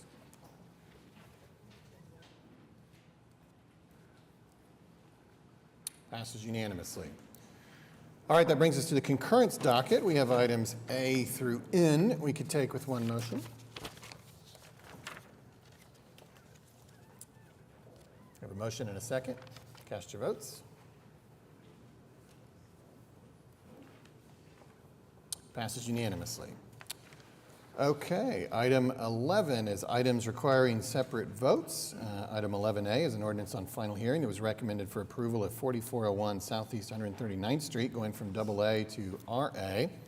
And Councilman Stone, we do have several people who have signed up to speak on this item. Probably for and against, it would appear. Okay, let's go ahead and start with them. Okay, and I guess I should have said this. Joy Reardon has signed up to make general comments. Joy waves. All right, Paul White.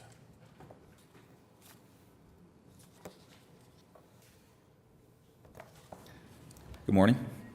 I'm the owner of the property that I'm asking to rezone. My wife and I bought it this past summer, hoping to rezone it. We wanted to renovate the existing house that's there. build ourselves a house on the middle. There's another slide, I think, or there was with the Planning Commission that showed the proposed split for it. We wanted to split it into 3 total lots, renovate the existing property, build a new house on the center lot, and hold the adjacent lot for a friend or family member in the future. We did that at 7.5 acres. It could meet all those requirements without any sort of PUD or anything special for it. Again, we also chose to split it into 3 lots because we don't want to change the city's comprehensive plan, which is rural medium density, so 2-acre minimum lot. Our proposed split is 3 all over 2 acres. I think 1's 2 and 2 are 2.5. And again, this is the first time that we've tried to rezone anything, and we realized when we went to the Planning Commission that some neighbors have an issue with what we want to do here. I want to kind of address some of that. The Planning Commission told us everything that we had to do for it, so we went to the county and got the people that we had to notify, and they certified it. I know my neighbors weren't happy with who got notified. There weren't very many people on that street because the adjacent property north and to the west also got notified. That added to the number of people that were notified. But I know some of their other concerns that they brought up at the Planning Commission. Changing this from agricultural to RA will prevent the people that own our land, if it's us or any successor, from having farm animals, which are everybody else on the street. I think they take a lot of pride in that. But our property, the one on the corner, would no longer be able to do that. And I know they were concerned about some runoff issues with septics, but our property sits lower than the rest of the neighborhood, so runoff wouldn't go towards them regardless. And they were concerned with the number of wells on the property, but I think when they were originally notified that it was going to go to RA single acre zoning, which is what the Planning Commission recommended I do, they thought that we would be splitting the 7-acre property into 7 lots, but we're not. We have no desire to do that. We want to stay with the 2-acre minimum. And that would be a maximum of 2 additional wells in the area. And, I wasn't prepared for their disagreement on that fact, but, nothing prevents anybody else in that taps that aquifer from drilling a new well at the same time. So, again, we want the 2 additional wells, 2 additional septics. The land has the entire street, 139th is public street, I believe, that there's no HOA or anything that prevents splitting lots on that area. And again, I just want to make sure that everybody understands, our desire to change this has nothing to do with what anybody else or what we expect from anybody else's property adjacent to us or in the area at all. Thank you. Thank you. Okay, we have Homer Walker also on this item.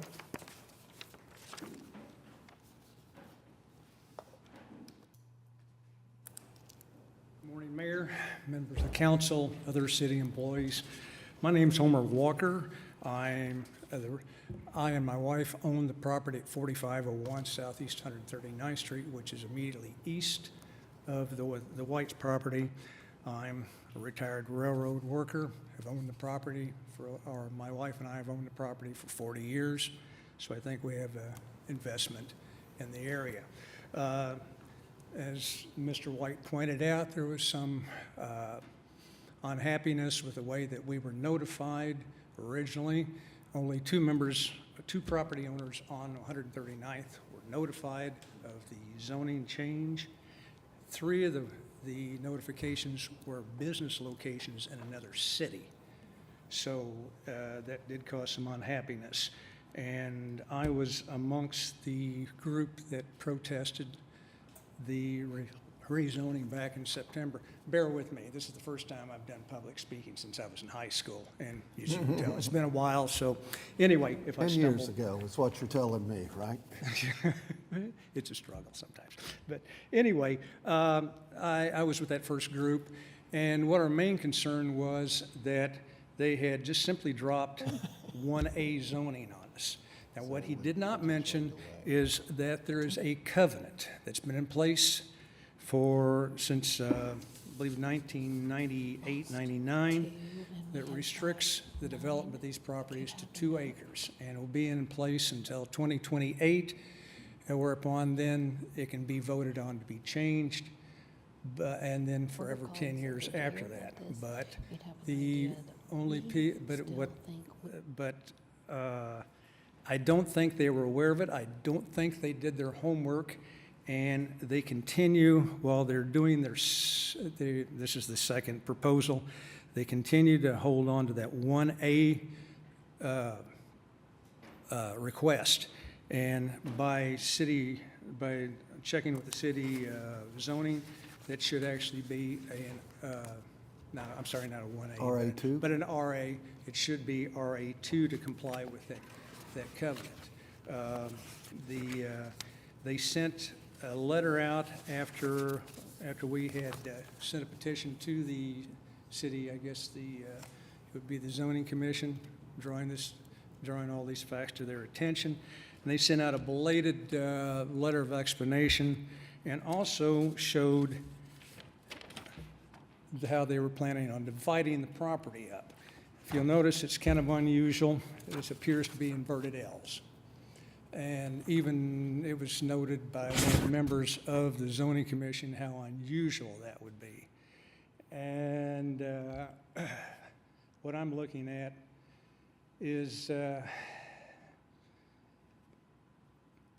I'm looking at a cul-de-sac that's going to run up through here, and these properties can be divided from 2 to 1. I think that they're not being entirely transparent. I think the long-term effort is somehow to circumvent that covenant. And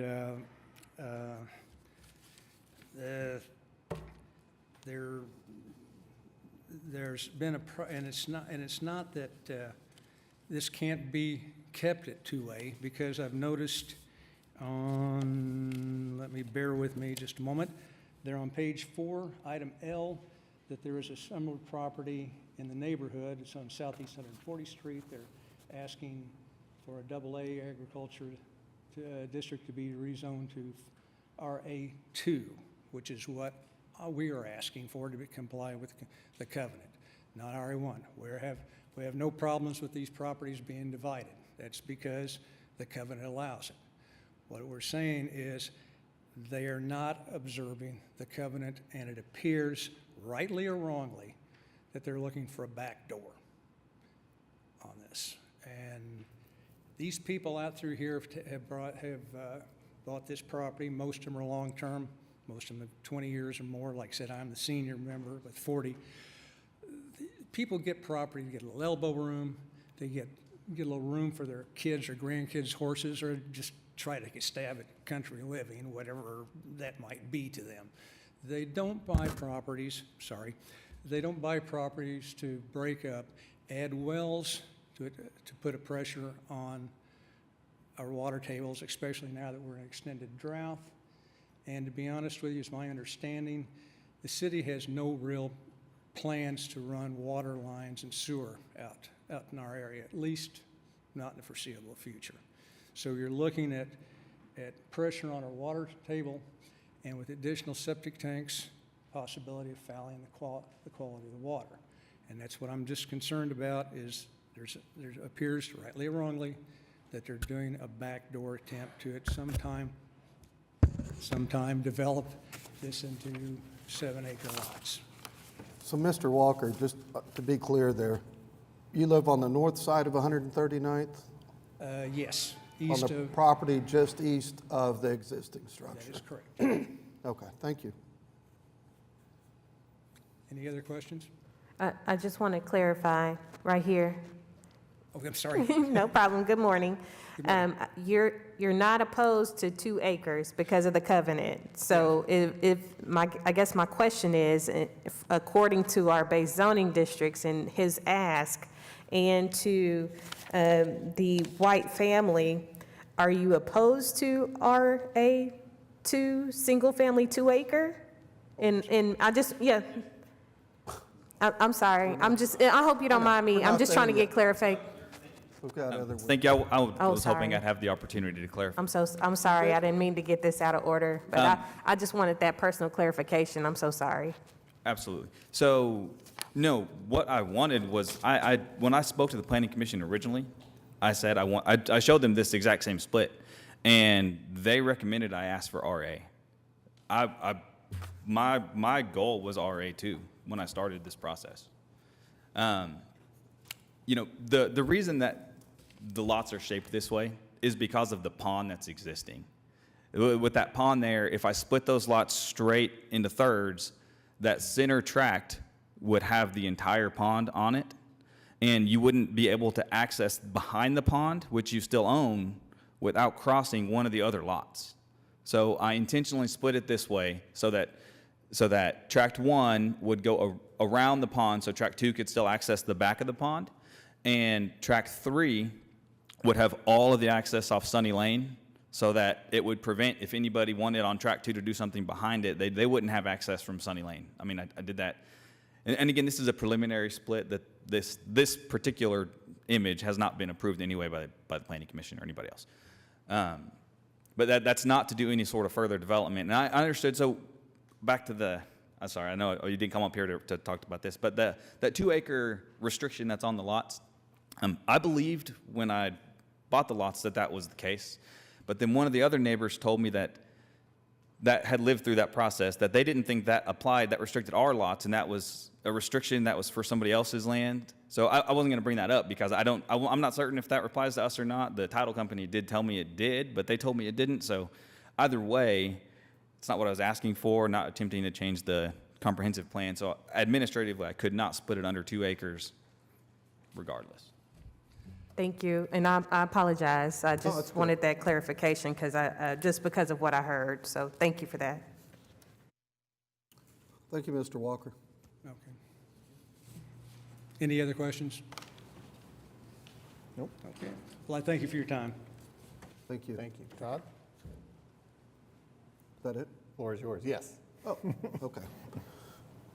Well, evidently Councilwoman Nice did have us going in the right order then. I thought we had some other people to listen to. No, I said several. We had 3. I used the most literal. So, sense of it. Mr. White, you have no problem changing it to RA2? I'd be thrilled with that change, sir. Yes, sir. We have no objection because that would comply with the Great. So, Could we also get that in print? Because as of right now, everything that we've got still shows he wants to break it into 5 1-acre lots. it will be in print after so we're going to amend it to be RA2 versus RA1, and then at that point, it's changed. And can I ask one question? I'm sorry, again, and I guess it's just getting more understanding and knowledge. I'm curious as to why our city staff said that they should go ahead with RA. Just a question, instead of as far as the RA1 and RA2 that we're looking at. J.J. Chambliss, Planning Department. I'm not sure what conversations he had with staff in the beginning. Regardless, though, whether it's RA1 or RA2, it can't be split into any more than 3 tracts. The subdivision regulations won't allow us to split it any farther administratively than 3. To go any smaller, it would have to come back and be platted, have public hearing. So with that, with your agreement, Mr. White, I will go ahead and amend item number 11A to, instead of RA Single Family 1-Acre Rural Residential District, to change that to RA2. Yes, sir. Good? Okay. All right. So we need to vote on that. I'll go ahead and motion that. I have a motion and a second. Cast your votes. Passes unanimously. Back to you. And I will go ahead and make the motion to move item number 11A as amended. Councilman, may I ask a question? I'm sorry. I don't know why I'm apologizing. I have a question.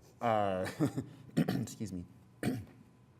After hearing JJ speak, RA2, which again I support, I'm heading that direction, but just we heard a resident wanting kind of clarification that the 2-acre is what we're after here. But JJ just said that no matter whether it was 1 or 2, it wouldn't affect that change? So I just want to make sure, like, how do we make sure that that you're getting what you're asking for, I guess is what I'm asking. So, really, yeah, I mean, Mr. Chambliss is correct in that you would have to, then if you wanted to divide that farther, you would have to do a subdivision plot, correct? That's correct. So really just making it RA2, I think makes it very clear that that's what we're approving here. That's it, 2 acre minimum. So, and it looks like everyone's in agreement on it, so clarity is good. Yeah, thanks for that, Councilman. Thank you. Okay. All right, so we have a motion and a second on the item. Cast your votes. Passes unanimously. Okay, we're moving on to 11B. This is an ordinance on final hearing that was recommended for approval at 2325 Northwest 40th, going from R1, R401, and O2 to SPUD 1446. No one has signed up to speak, Councilman Cooper. And yet, I believe the applicant's representative is here, and if he wouldn't mind just kind of giving us a brief rundown of what's happening here, that'd be wonderful. Good morning, Mark Zitzow with Johnson & Associates, address is 1 East Sheridan Avenue. Before we use an application for an SPUD, you can see on the map this tract of property has several different zoning types on it, which makes the tract very difficult to develop under. Our client is seeking approval to build an enclosed personal storage building that's 3 stories tall. So typically when we think about personal storage, it's kind of a sprawled out single-story type of structure. Relatively new to Oklahoma City, but more common in larger cities where land is becoming more scarce, like the U-Haul building in Bricktown. It's a multi-story interior climate-controlled storage. That's what's being proposed here. It'll also leave a pad site for a future development. What the SPUD would allow for that future development could be multifamily, it could be a small office or commercial building. There's future work that we'll have to do. There's an existing alley that we'll have to vacate. That'll come back through another public hearing in the future. But with that, I'd be happy to answer any specific questions. I appreciate you walking me through that. I'll say in public what I've said in private to you.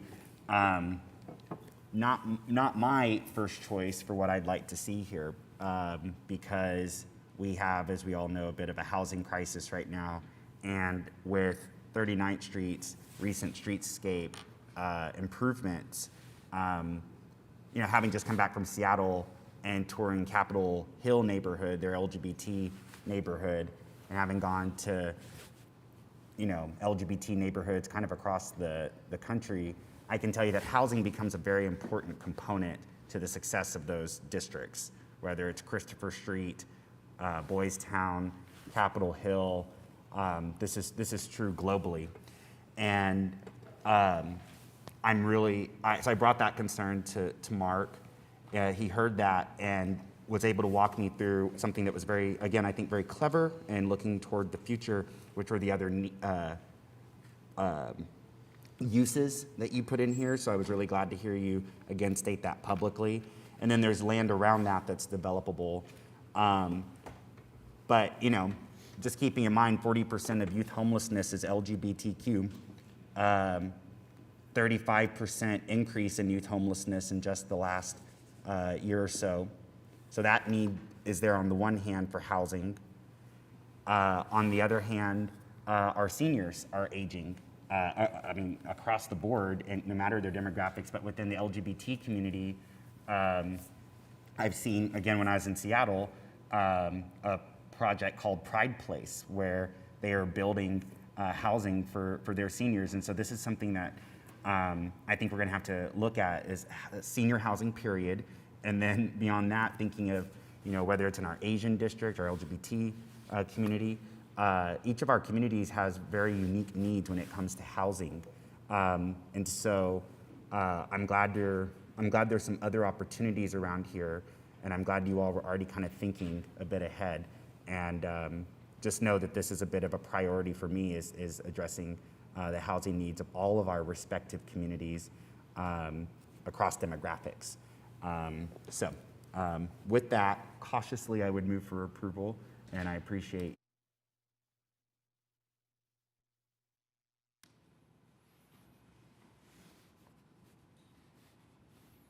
Okay, we have a motion and a second. Cast your votes.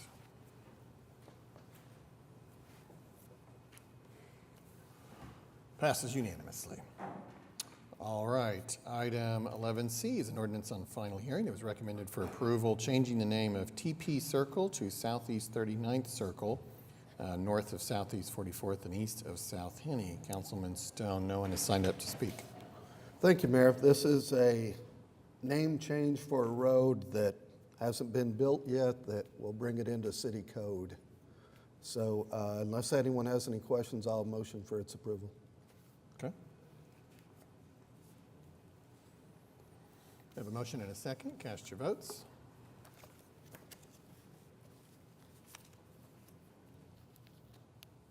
Passes unanimously. Item D was previously deferred, which brings us to item E. This is an ordinance on final hearing. It was recommended for approval to close all of Northeast 25th Street in Block 11 of Barrows Edition, south of Northeast 26th and east of North Oklahoma. Councilwoman Nice, no one has signed up to speak. Thank you. And again, this is to request to consolidate the property for the right-of-way for construction of a training center and also to improve security. So with that, I will move for approval.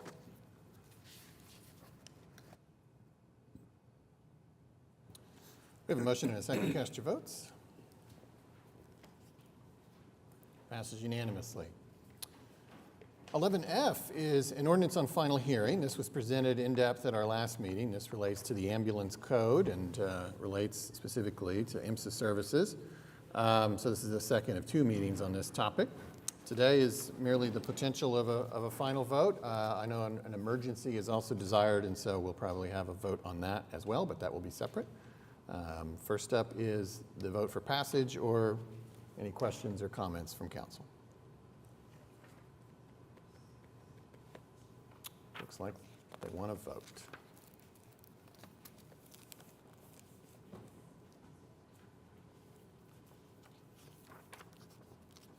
We have a motion and a second. Cast your votes.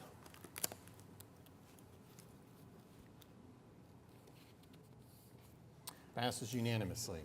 And now does the council wish to adopt the emergency as desired by staff?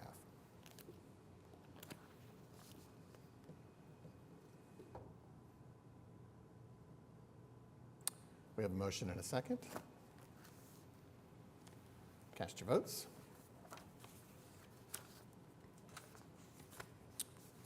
Passes unanimously and with the required supermajority for emergency adoption. All right, thank you all. I know that was a lot of work. Okay, items G and H are related in that they both relate to the Western Avenue Business Improvement District. Amy, has anyone signed up to speak for the public hearing found at G1? Actually, yes. Okay. Wendy Hampton.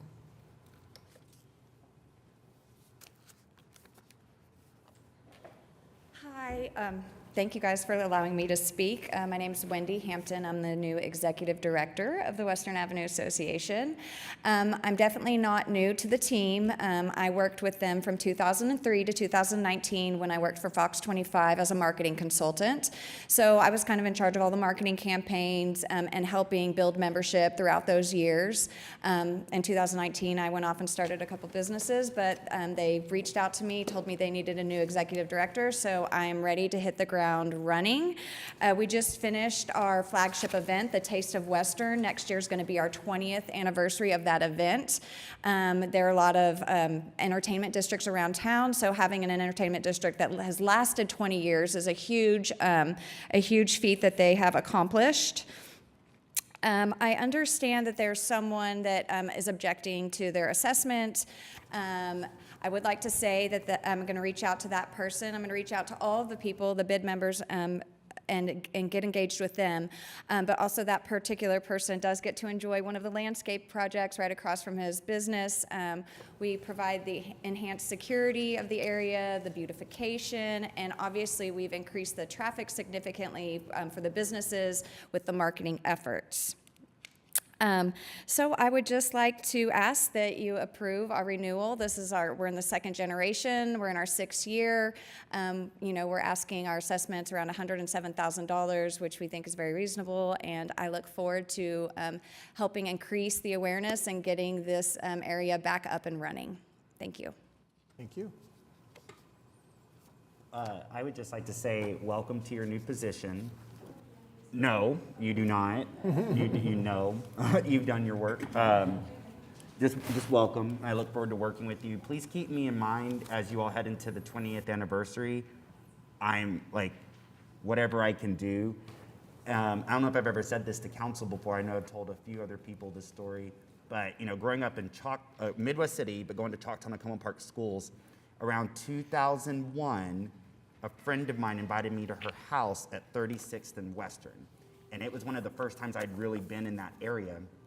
And so I saw Cock of the Walk and these sorts of things. And over the next couple years, I started seeing how you talk about moving traffic to those businesses. Yes, but what you all did was you slowed it down. And you slowed it down so it became a more main street again. The work you all did 20 years ago, that inspired me. It inspired me to write the LGBT history piece I did in the Gazette back in 2011 to explain why 39th Street is historic. And then my hope with that piece was that then, knowing nothing about how city government worked, my hope was that whatever you all pulled off there, we'd be able to pull off on 39th. And we did. And then Councilwoman Hammond and I got to craft and nice ultimately with the streetlights part of it, but the sidewalk, bike lanes, and trails project. And we went even further with further investments in streetscaping across the city, Capitol Hill, Stockyards, Clara Looper Corridor, Windsor, and Britain. But I just want to say on the record, had you all not begun that work all those years ago, I wouldn't have the inspiration. So I am incredibly grateful, and I can't wait for the next 20. All right. Well, no one else has signed up to speak under the public hearing found at G1, and so we'll close that and advance to G2, which is the resolution adopting and confirming an assessment roll for year 2022-2023 for the Western Avenue Business Improvement District.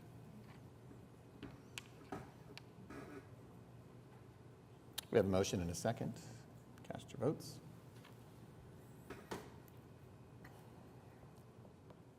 Passes unanimously. Item 11H is related. This is the ordinance on final hearing that would adopt and set the assessment roll for the Western Avenue Business Improvement District.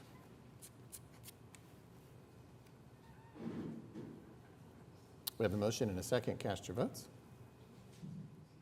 Passes unanimously.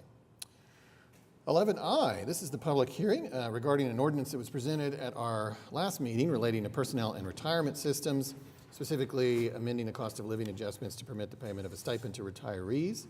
Has anyone signed up to speak, Amy? No, they haven't. We have not, so we will close the public hearing, and that, I believe, would be scheduled for final consideration at our next meeting.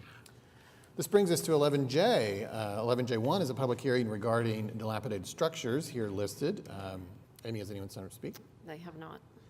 We will then advance to J2, which is the resolution declaring that the structures are dilapidated.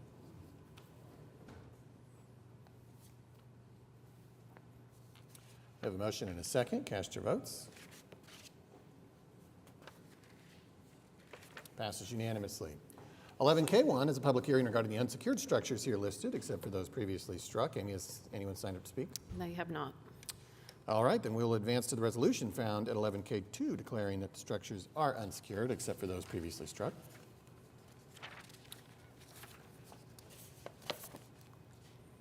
We have a motion and a second. Cast your votes.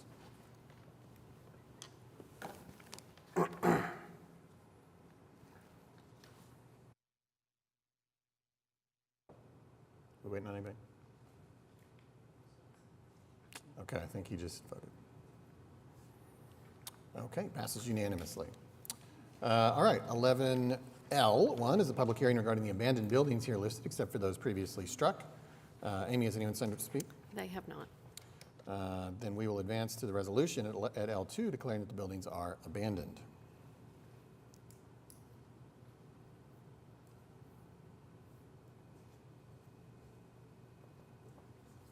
Got a motion and a second. Cast your votes. Passes unanimously. Okay, that brings us to item 11M. This is the public hearing regarding the 5-year capital improvement plan. First, we'll start there. Amy, has anyone signed up to speak? They have not. You have not. So we'll advance then to M2. This is the resolution adopting the 5-year capital improvement plan for fiscal year 2023 to fiscal year 2027. As you may recall, we've had a series of presentations about this over the course of several meetings, and I think there's kind of a closing wrap-up presentation today. Yes, Ian Hutchinson from the Budget Office is here today to recap the presentations we've had so far on the capital improvement plan. Ian, take it away. Yeah, thanks. So Ian Hutchinson, Office of Management and Budget, here to, as Assistant City Manager Johnson said, wrap up the CIP. So I'll just go first into the kind of process and how we got here. And this is the same general process that unfolds every 2 years when we do the plan, but it really begins at the beginning of the year in the winter when the budget office and departments are sort of going back and forth deciding which projects are going to be included in the plan.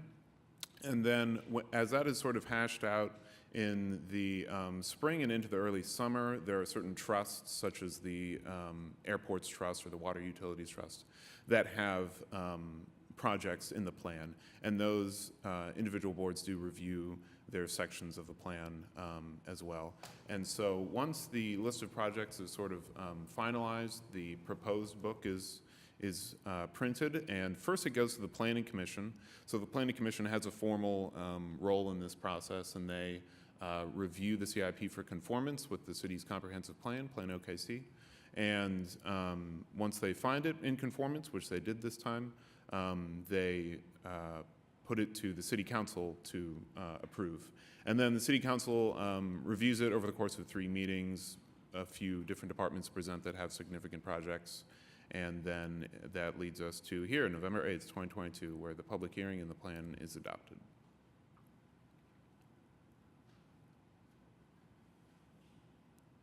All right, and then I just wanted to give a really high-level overview of how much is in the plan and in what types of projects. So it's $3.6 billion in total over the 5-year period. The majority of that is in utilities projects, and so if you were to follow along in your book, that section of the plan would begin on page 118. And then the second largest share of the plan is community enhancements projects, so you can just sort of read the MAPS program. That's what makes up most of that. The MAPS projects begin on page 47. And then streets have a significant portion as well, a little under 400 million. Those projects are in public works, and they begin on page 102. And then finally, just want to mention facilities, which are sort of spread out between a few different departments, but included in that $200 million number are projects in the MAPS, fire, and police departments, most notably. And so that is all that I had, and I'm happy to answer any questions you might have on CIP. Thanks. Any comments or questions? All right, well then we could consider the resolution.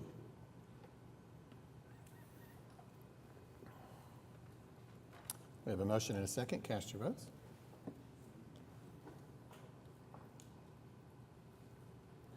Passes unanimously. Okay, item 11N1 is a joint resolution with the Oklahoma City Municipal Facilities Authority approving settlement of the subrogation claim related to payment of medical bills paid under the city's self-funded healthcare plan, etc., relating to Victoria Lowry and an accident that occurred on May 31st, 2018. Executive session is not requested.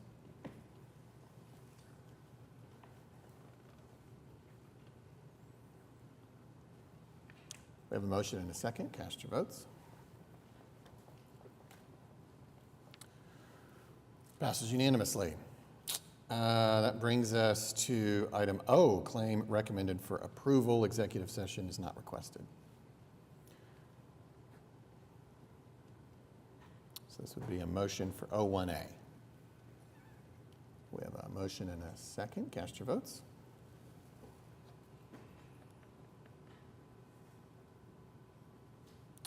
Passes unanimously. All right, votes are concluded for the day. Now we are at item 12, comments from council. Ward 1. Not today, sir. Thank you. Ward 2. Yes. I wanted to bring to council's attention, if you did not know already, and y'all are pretty well-read people, so maybe you do, but math scores and reading scores are, they have fallen nationally. And I just wanted to read, this is from the New York Times. In the test's first results since the pandemic began, math scores for 8th graders fell in nearly every state. A meager 26% of 8th graders are proficient. So 26% of our country's 8th graders are proficient at the 8th grade level when it comes to math right now. That, I mean, y'all, ever since I've been seeing this for the last couple weeks, this is beyond troubling to me. And that's down from a 34% in 2009. 4th graders fared only slightly better with declines in 41 states. Specifically, 36% of 4th graders are proficient in math, and that's down from 41%. And then, as I said earlier, reading scores also declined in more than half of our states, and that's continuing a downward trend that had begun even before the pandemic. No state showed sizable improvement in reading, and only about 1 in 3 students met proficiency standards. And that's a designation that means that students have demonstrated competency and are on track for future success. And concluding from the Times, and for the country's most vulnerable students, the pandemic has left them even further behind. The drops in their test scores were often more pronounced, and their climbs to proficiency are now that much more daunting. I had a feeling this was coming during the pandemic as a teacher, but I have some really bad news for council. Like, it's really bad. My students, as I was grading their essays this semester, the level of intimidation they felt, even reading a book like Boomtown, like a journalistic approach, and we're not even talking scholarly, that was a struggle for many of them. And then when I gave them more scholarly text, that too was a struggle because the language was unfamiliar. As former Governor Fallon used to say, you know, you teach a kid to read to age to the 3rd grade, and then you read to learn from that age forward. If you're behind, you're not reading to learn, you're not growing your vocabulary. And that means when you read other stuff with the heightened vocabulary, you're just behind. Well, what does that mean?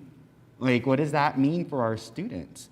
Now, the good news is with many, it was kind of across the board. I got to see a range of A's to F's. My students, I'm setting aside time for them to actually revise their work with me in class, right? Giving them very specific language about where their opportunities to grow are. But I'm really, really, really, really worried right now. Like, I'm losing sleep over it, if I'm being honest with you. So I just wanted to share a little bit of my concerns with you all at council, because my theory of the case for a while has been what I said to the Western Avenue Representative Wendy earlier, that if you could improve the environment for the kids, safe neighborhoods, the street lights, the sidewalks, the bike lanes, the parks, the youth centers, we know from research that improves outcomes. But I think I keep saying to council, and I now that I have these numbers here, I think it's going to take more. Like, I don't know what. I can tell you one thing I'm doing in the spring semester already as council member in Ward 2 is I'm going to be reaching out to the middle and high schools and kind of going and talking with the students school by school by school. It's something I've been setting in motion for the year with Debbie Martin. Council members, maybe that's something for you all to, yeah, Mark, go ahead. I don't know if you saw it yesterday on Channel 4 in the morning. There was a program about Whiz Kids and the mentorship program that it does with reading. And they are doing an excellent job. But here's the problem. They have 173 kids on the waiting list, and they can't find people to come and volunteer. And so I give a shout out at this time. If you're interested in helping our kids, I looked the other day at my the reading proficiency level in the grade school I went to in Hillcrest in South Oklahoma City. I was appalled. And so I just say, if you're interested in helping kids, Whiz Kids is a wonderful program. You can Google them and find them, and they really need to help at least 173 kids on the waiting list. I appreciate you mentioning Whiz Kids. That's a really good place. And then I would just encourage you all as council members to go, even if it's your old school over on the south side, Mark, I think those kids need to see someone who cares about them. And when they see someone from our government, that really goes a long way, even though we're not school board. But I really appreciate that Whiz Kid comment. That's very helpful. But our kids need that support system. Otherwise, they start feeling dumb, and then they feel incapable. And they need to hear from people like us reminding them, no. A pandemic was at your doorstep. It's not you, there's these externals. You're capable. And that goes a long way. The students, when I shared these scores with them yesterday as they were getting their grades back from me. But then I said, parable of the sheep. Like, you don't leave anyone behind. Even if 99% of you are succeeding, that 1% is where our eye needs to be. And they responded to that. So don't forget your voice up here is what I'm saying. Our kids are struggling, and they need us right now to help uplift them. So thank you, Mark, for adding that, and thank you for listening, everybody. Ward 4. Thank you, Mayor. Just a couple of quick things. I was able to attend the O'Connor groundbreaking, and I had to mention how heartwarming, uplifting it was. Really, when I heard everyone just really talking about our relationship with the Chickasaw Nation and the partnership that we formed with them. And think about so many different aspects of this city that, they've invested in and become entwined in with us. Just a really great event, and kudos to them for getting that kicked off. The other thing was, a couple of weeks ago, I had the opportunity to do fire ops training. Very exciting. Got to put on the bunker gear and the oxygen and fight a couple of fires and crawl through some smoke-filled houses, and it was very exciting. It was also very tiring, and just reminded me to think again of what our firefighters go through or potentially go through on a daily basis.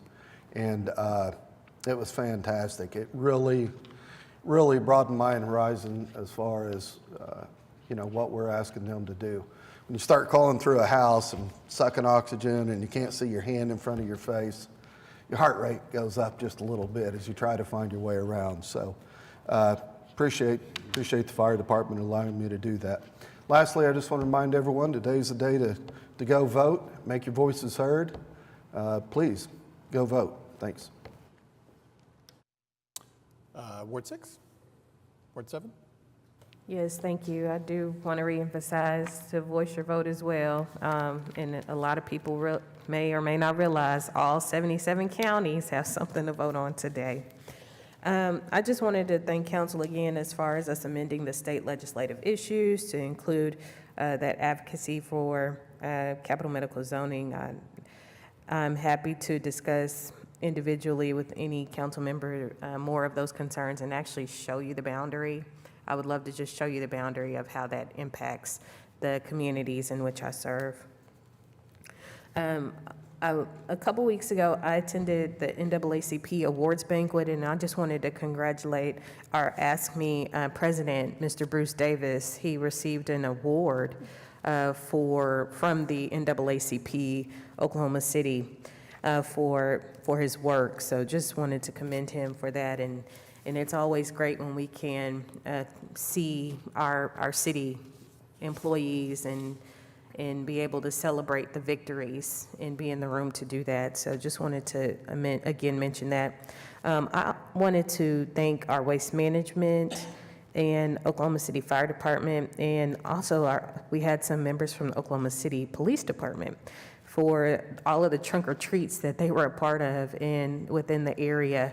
And with waste management, there was a last minute ask, and they said yes and showed up and allowed the kids to get in the truck and honk the horn and do all those things. So I know they were exceptionally happy to get up there and see how our city government works and all the partners that come together to see who comes to pick up their trash or their recycle bins and to get up close with that. So very, very happy about that. I went to the ribbon cutting for Kroger last week, so I wanted to again welcome them back to Oklahoma City, and they had a lot of their executive team here locally. And one of the things that we should take pride in is, since they've opened, as far as them being able to do the online grocery option, they have excelled in the region as far as being one of the top performers, just from them being open, if I'm not mistaken, in the middle of late spring, early summer. So very, very grateful that they are back in Oklahoma City doing what they do. And the Red Feather Gala was this past Saturday at the Oklahoma City Convention Center with the Oklahoma City Indian Clinic. So very grateful for the opportunity to be a part and to see them raise money for hearing aids for the folks that they serve. So it was really good to just be in the room again to celebrate their victories, their past victories, and how they're able to serve our community and our city and our state, quite frankly, because of where they are located in additional locations. And the only two things that I have that are kind of questions and concerns are, we have a couple of beautification meetings that are happening for our city. But one of the things that I did not see was one specifically for the area of northeast or far northeast Oklahoma City, because these projects are directly going to impact the residents that are within that particular area of our community. And if I'm mistaken, I'm always happy to be corrected in that.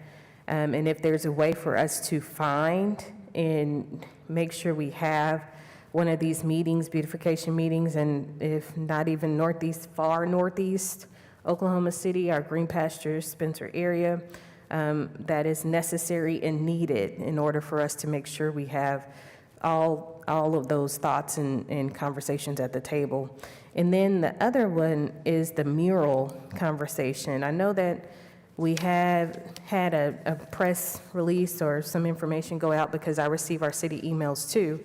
But Will Rogers is such a complicated place to get into as far as being able to have those meetings. So I'm hoping that that is not the only place we're going to have those concentrated conversations, that we can look at other places as well around our city that we can communicate and be able to have those meetings. So those are just a couple of things that I wanted to mention. Thank you. Thank you, Ward 8. Yeah, I'd like to go back to, from the office of the mayor today, with the appointment of Don Noble. I call him Donnie. Donnie, first, I asked him one day, I called him and said, would you serve on Better Streets, Safer City? He said, I'd love to. I then had an opening on Planning Commission, and I asked him if he'd serve again, and he said, I'd love to. And today, he was asked to serve on the Board of Adjustment, so he's doing that. The point of all that is I think the reason that we have an 81% approval rating is this city being a great place to live. It's because of our volunteers. Donnie doesn't get paid for this. He loves doing it. He puts his heart into it. So I want to thank Donnie for his service and also thank his wife, Cheryl, for letting him serve now on the Board of Adjustment. Second of all, Amy, can we pull that picture up? Do you have the ability to do that? If you haven't seen it yet, it was posted 4 days ago on the Oklahoma City Police Department's Facebook page. It's about Major Sergeant Paul Camacho. He was at a football game. He's the school resources officer, and it was a football game between the Roosevelt Titans versus John Marshall Bears. And Todd, I know you've been real active with PALS, and we're real police as to what our police do with youth in this city. But sometimes a picture is worth 1,000 words. And this is the sergeant going over and consoling one of the football players after they had lost. And that's not a hug, that's a bear hug. And I hope you get to see it. I hope a lot of people are looking at it. And if you see Master Sergeant Paul, please tell him thank you. All right, thank you. That concludes item 12, bringing us to item 13, citizens to be heard. And we have one who has signed up to speak, Joy Reardon.